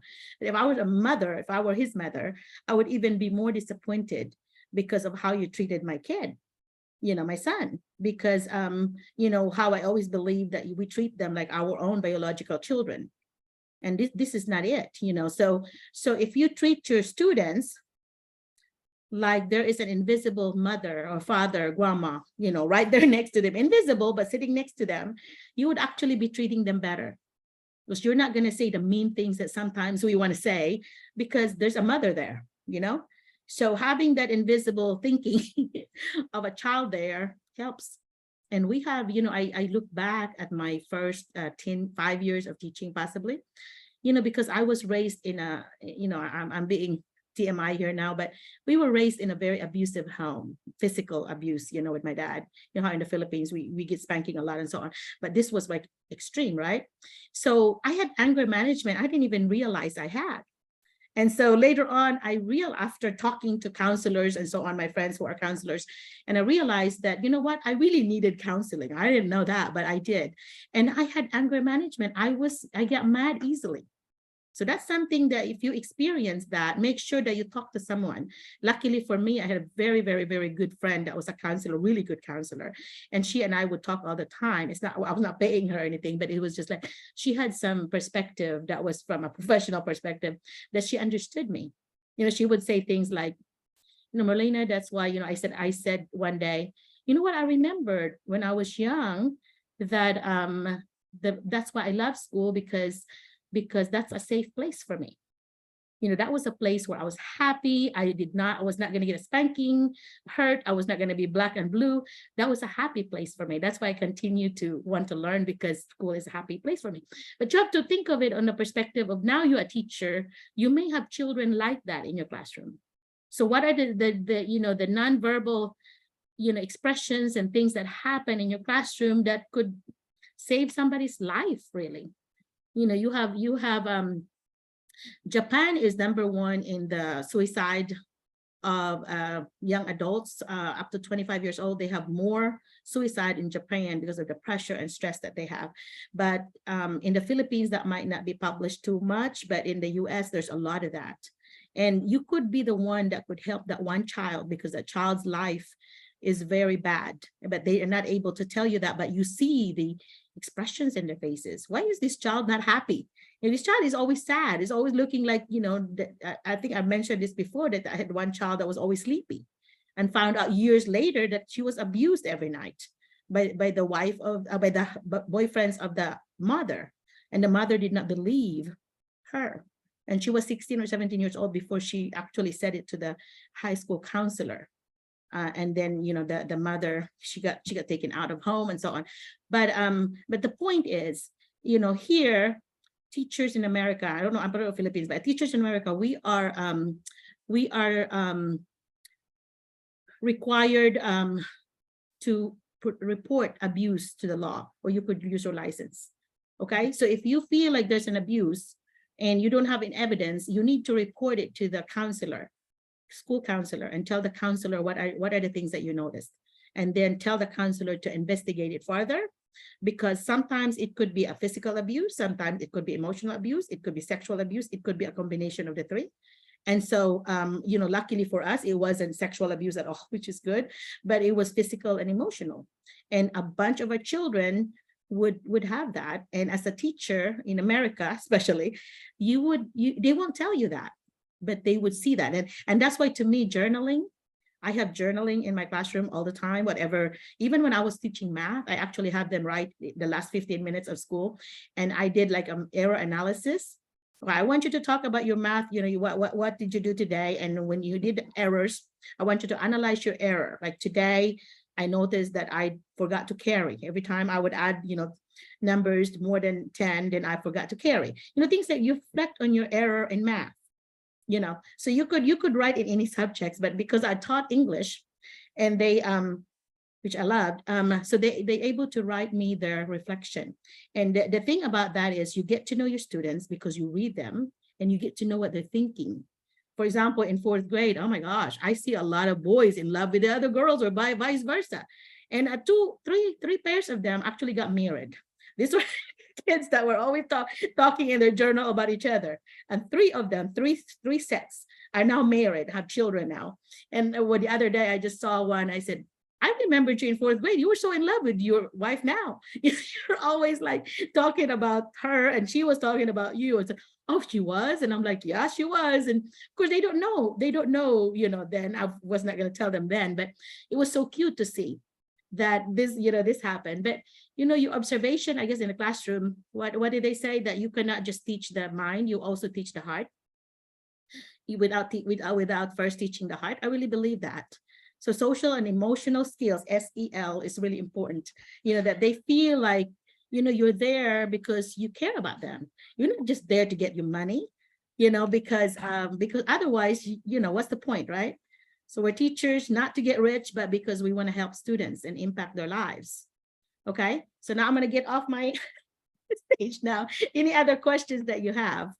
I get passionate when it comes to that, by the way. You can see my passion on that. I really, believe in treating children fairly and with care and lovingly. Sometimes that might be the only love they feel in their home, especially in places like Helena and Brinkley and these other places in poverty. Their parents may be working 2-3 jobs just to pay the bills. So they may not have time to spend with their children. So a bunch of the children are called latchkey kids. They call them latchkey kids. That means that they come home with nobody there. They come home and they're the only ones there, and nobody's really taking care of them. They're taking care of themselves. And you have latchkey children, even elementary. When I was raising my children with Jet there, I was an administrator and it was 2.5 hours away. So we had to buy a second home. And so of course my husband was in our home here in Salem and we were 2.5 hours away in the second home. And I was so afraid of even leaving Jet by himself at 15 years old. And they said, somebody told me, Merlina, at 13, 14, it's okay to leave him by himself. And I said, I'm still worried. I don't want them to feel like I'm just abandoning my child, because I have a meeting or I have somewhere to go, whatever. So I've always called my friend, her best friend's, mother and said, hey, can you and Michael hang out with Jet because I have a meeting or whatever. But they said to me that 14, 15 years old, they're okay. They should be mature enough. But to babysit other kids, 16, 15, 16 would be better to have somebody babysit another child. But here in America, also my grandchildren, I have a 15-year-old and 17-year-old grandchild on top of a 22-year-old. Anyway, Ali is 15 and you've seen Ali there in my reel. She's already working in the mall because she could work there at 14 when you are in the mall. It's good information for you to know if you have teenage kids and you live in a big city, they can work in the mall at 14 years old. She's making like $12 an hour. 70, what's that? 72, what is that? Let me think. $12 is 600 something, close to 700 pesos an hour. So that's what she's making in the mall. And my other one, the 15-year-old, is working at the church camp as a counselor. And she's making little less than Ali, but because it's a church camp, it's kind of volunteer. But that's what it is. And when you volunteer, when you also do a tutoring here, I think Helena is what, $45 an hour when you do your yes, for the PD, professional development, it's $45 per hour. Yeah, they get paid if they send you and they are the ones ordering you to go and it's in your own time, they pay you $45 an hour. So what would that be, like 2,000 something, close to 2,500 just for that 1 hour. Yes, Doc, and also all the expenses. They Last pay- time I submitted all my paperworks to Miss Mills, the reimbursement, the transportation, the food, on my two seminars, 3 days and 2 days, and hopefully, aside from the reimbursement of the expenses, they will also pay me Yeah, for that 3 days and 2 days. So it is 6 hours, I think 6 hours, 7 hours. So 7 hours times 45 times 2 and times 3. So that is a great Very big big, amount of money. pretty big money, Mike. Yeah. Hopefully. Yeah, it's a pretty big chunk. So in a smaller school, like in Salem, for example, when I was, teaching back 20, 30 years ago, they might not that easy to reimburse you. Now they have actually made it a law in Arkansas where if you require a teacher to do anything extra for an hour or more, you have to pay them.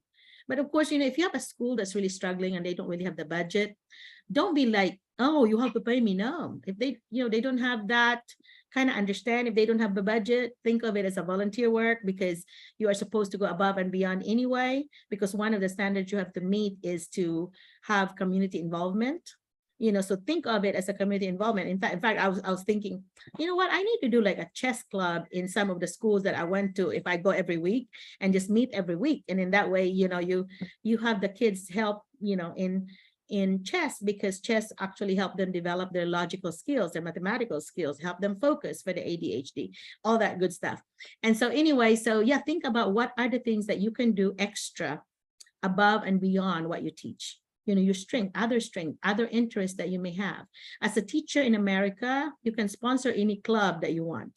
As long as the teacher gets approval from the whoever, principal, superintendent, whatever, you can form your own club. In one of the schools, short stint that I had in that school while waiting for my job at Department of Education, I was working at a STEM school, and we were required to have 2 clubs. And I was a science teacher in that one. So I actually had a science fair club and then a science Olympiad club, which is like a contest here. It's like a quiz bowl thing, for science.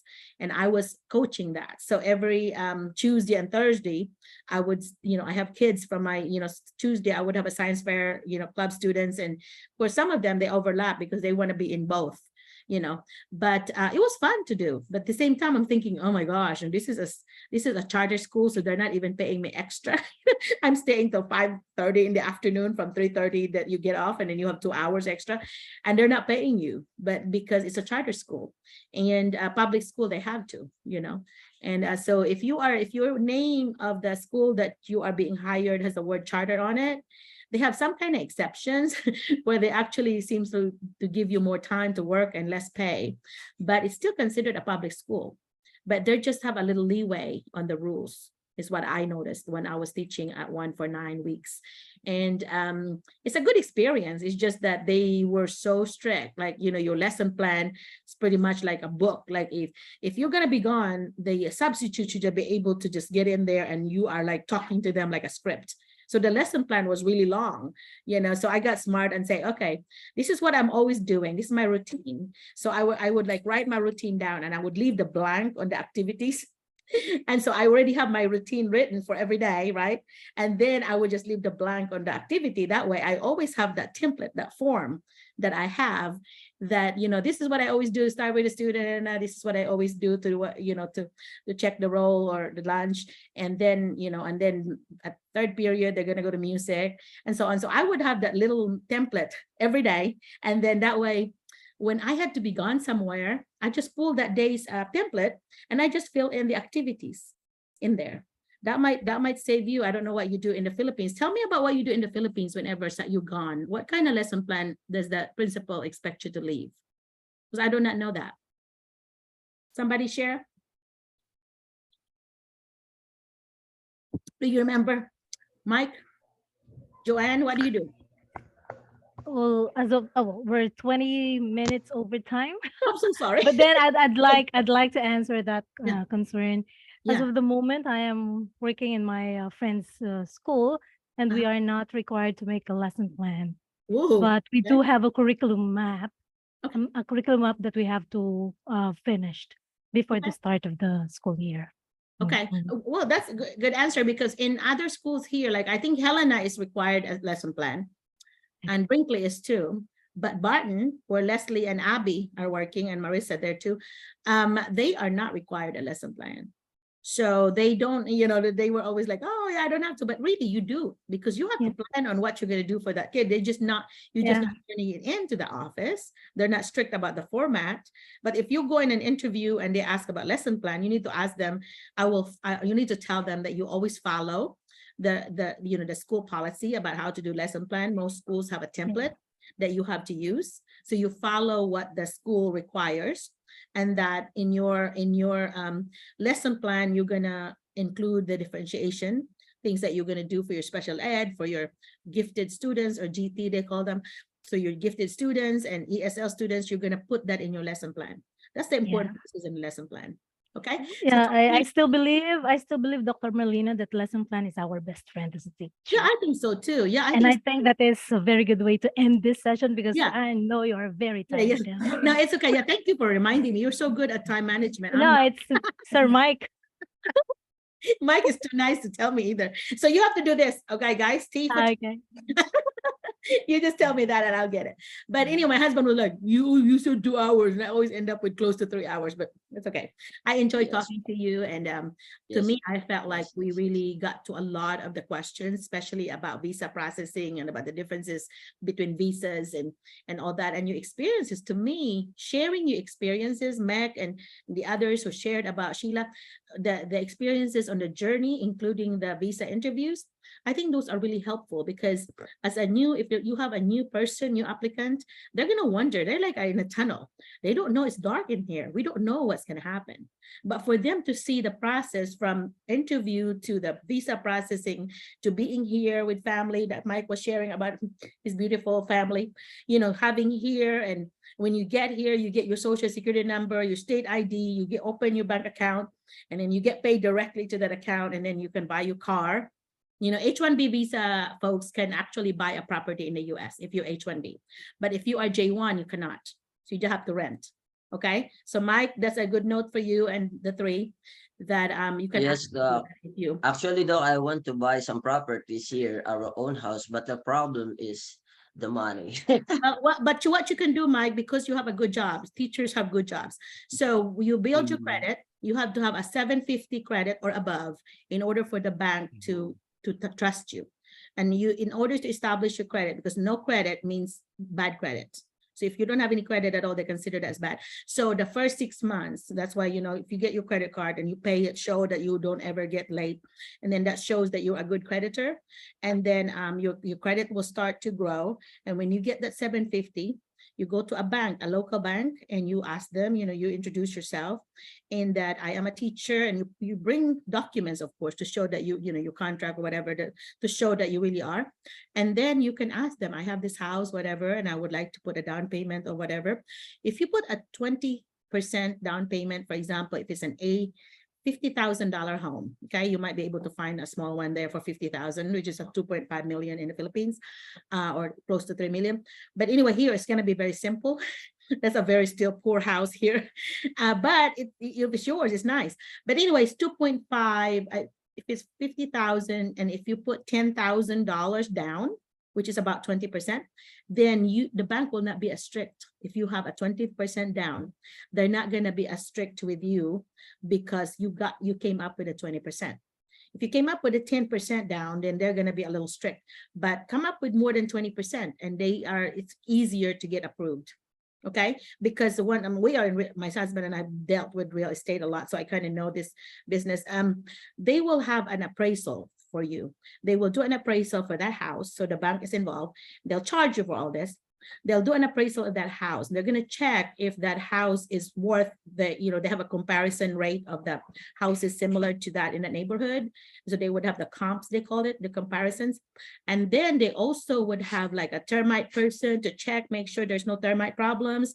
And they're going to have like some people do an inspection of like the foundation, all these things that's wrong with that, if there's anything wrong with the house, because they want that investment to be worth it. You know, if they're going to lend you the money, if you're going to lend you $40,000, which is about 2 million something, 2.4 million pesos, they're going to want to make sure that investment is good. And one thing that they also will do is you have to sign something like a life insurance. So if something happens to you while you have that debt, the insurance they will get the money from the insurance. So That's a very common practice for the banks here. And anyway, so they will charge you an interest. So the better your credit is, 750 and above, the better your rate is. You know, right now, 6%, I think 6% or 7%, 6% maybe is what we could do at the bank, but some of them lower. But if you have a bad credit, it could be as high as 15%, 20%. So it's important in America. I don't know about the Philippines, but I know in America, it's important to maintain a very good credit, which means that you should never be late in paying your bill, not even one day, because that will put a little bad tick on your credit. You know, so because they will report this, what kind of creditor are you? Are you going to be on, you know, on time, or are you a late creditor? And they don't want that. They don't want you to be, you know, because it's recorded there and it's there on your record for 7 years, I think. So you don't, you know, people would file for bankruptcy and it's on their record for another 7 years. So for 7 years, nobody will lend you money because you're not very good creditor if you went bankrupt. Okay, so those are some things that you learn about America. But anyway, thank you again. I know we have quite a bit of people today. We have few left, but people might have gone to sleep. But a while ago, we had close to 40. So anyway, we 13 left. Thank you for staying. But anyway, do you have any last minute thing that you do? Thank you so much again for attending, and Mike and Joanne and Meg, Maria, all of them. You need to I want to thank you for being a regular. You're always here and you're always a big support for us. You know, it would be boring if I'm just talking by myself. So with you all helping, that helps a lot. And also guiding our conversation, right? Okay, Yes. so I'm gonna. And I'm hoping, yes, Doc, we're hoping that on the next, more teachers will share the experiences that they will bring us a good news that they got a job offer and they're coming here in the USA. Yeah, and just to remind everyone here that Doc Merlina, I'm not charging, or we're not recruiting, we're charging any recruitment fee like that. This is voluntarily. We're helping the teachers to come here. The school is different. I do charge the school, but I'm not charging you. Yes. Yeah, but anyway, but yeah, maybe some of the teachers are thinking that we are an agency. No, we're not an agency. We're not a recruitment agency. We're just here just to help the teachers to pursue their dreams. Yeah. Hey, Giselle, Giselle is a late comer. Let me see, Giselle, what do you have a question, Giselle? Yes, Doc, I would like to ask Sir Mike, if do you have any idea, sir, about the VPN thing? Because I had a problem in some of the websites, Doc. My browser cannot open most of the websites from the spreadsheet that Abby gave me, Doc, regarding the schools, district schools. I cannot open the websites. So somebody told me about VPN, but I'm not very familiar with it. There's my technology guy. Yes, Doc. I heard about that. Some of the teachers cannot, or some of them cannot open the website of the school district. Maybe because there's they block some of the countries to open it, but I think they have a secured website there. Yeah, so you just ignore it, and they won't let you. They're not open. Don't worry about it. Go on to the next one. That's my advice. There's a lot. But anyways, I'm going to copy all the informations on the website or the employment portal there. Yeah. Giselle, what is it?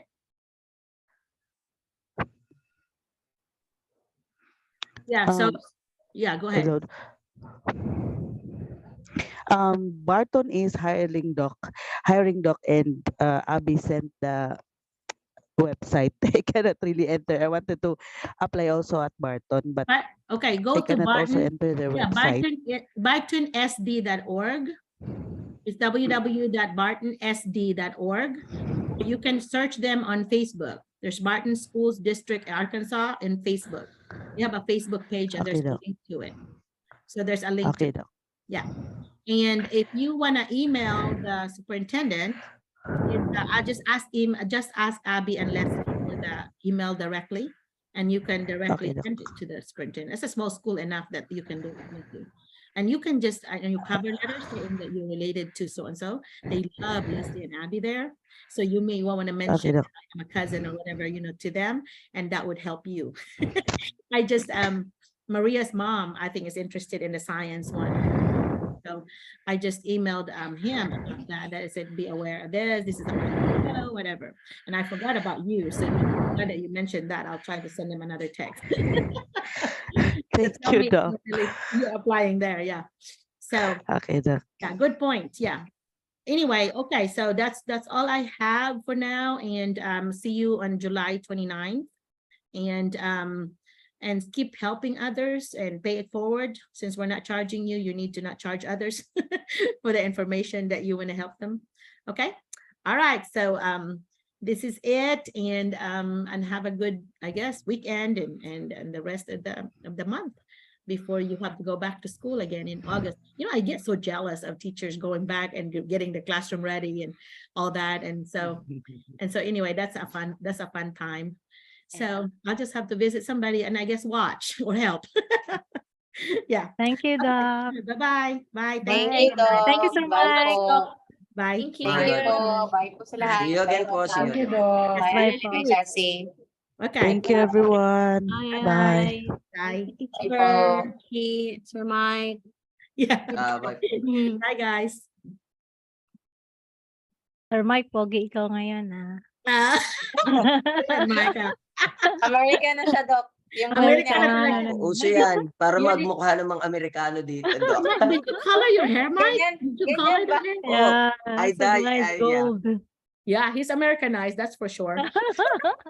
Okay, Bye bye-bye. po. Okay, Thank you po. bye-bye. Sige po. Bye-bye. Sige He's po. got a beautiful Bye. wife, that's why. Okay. Nice. Bye-bye.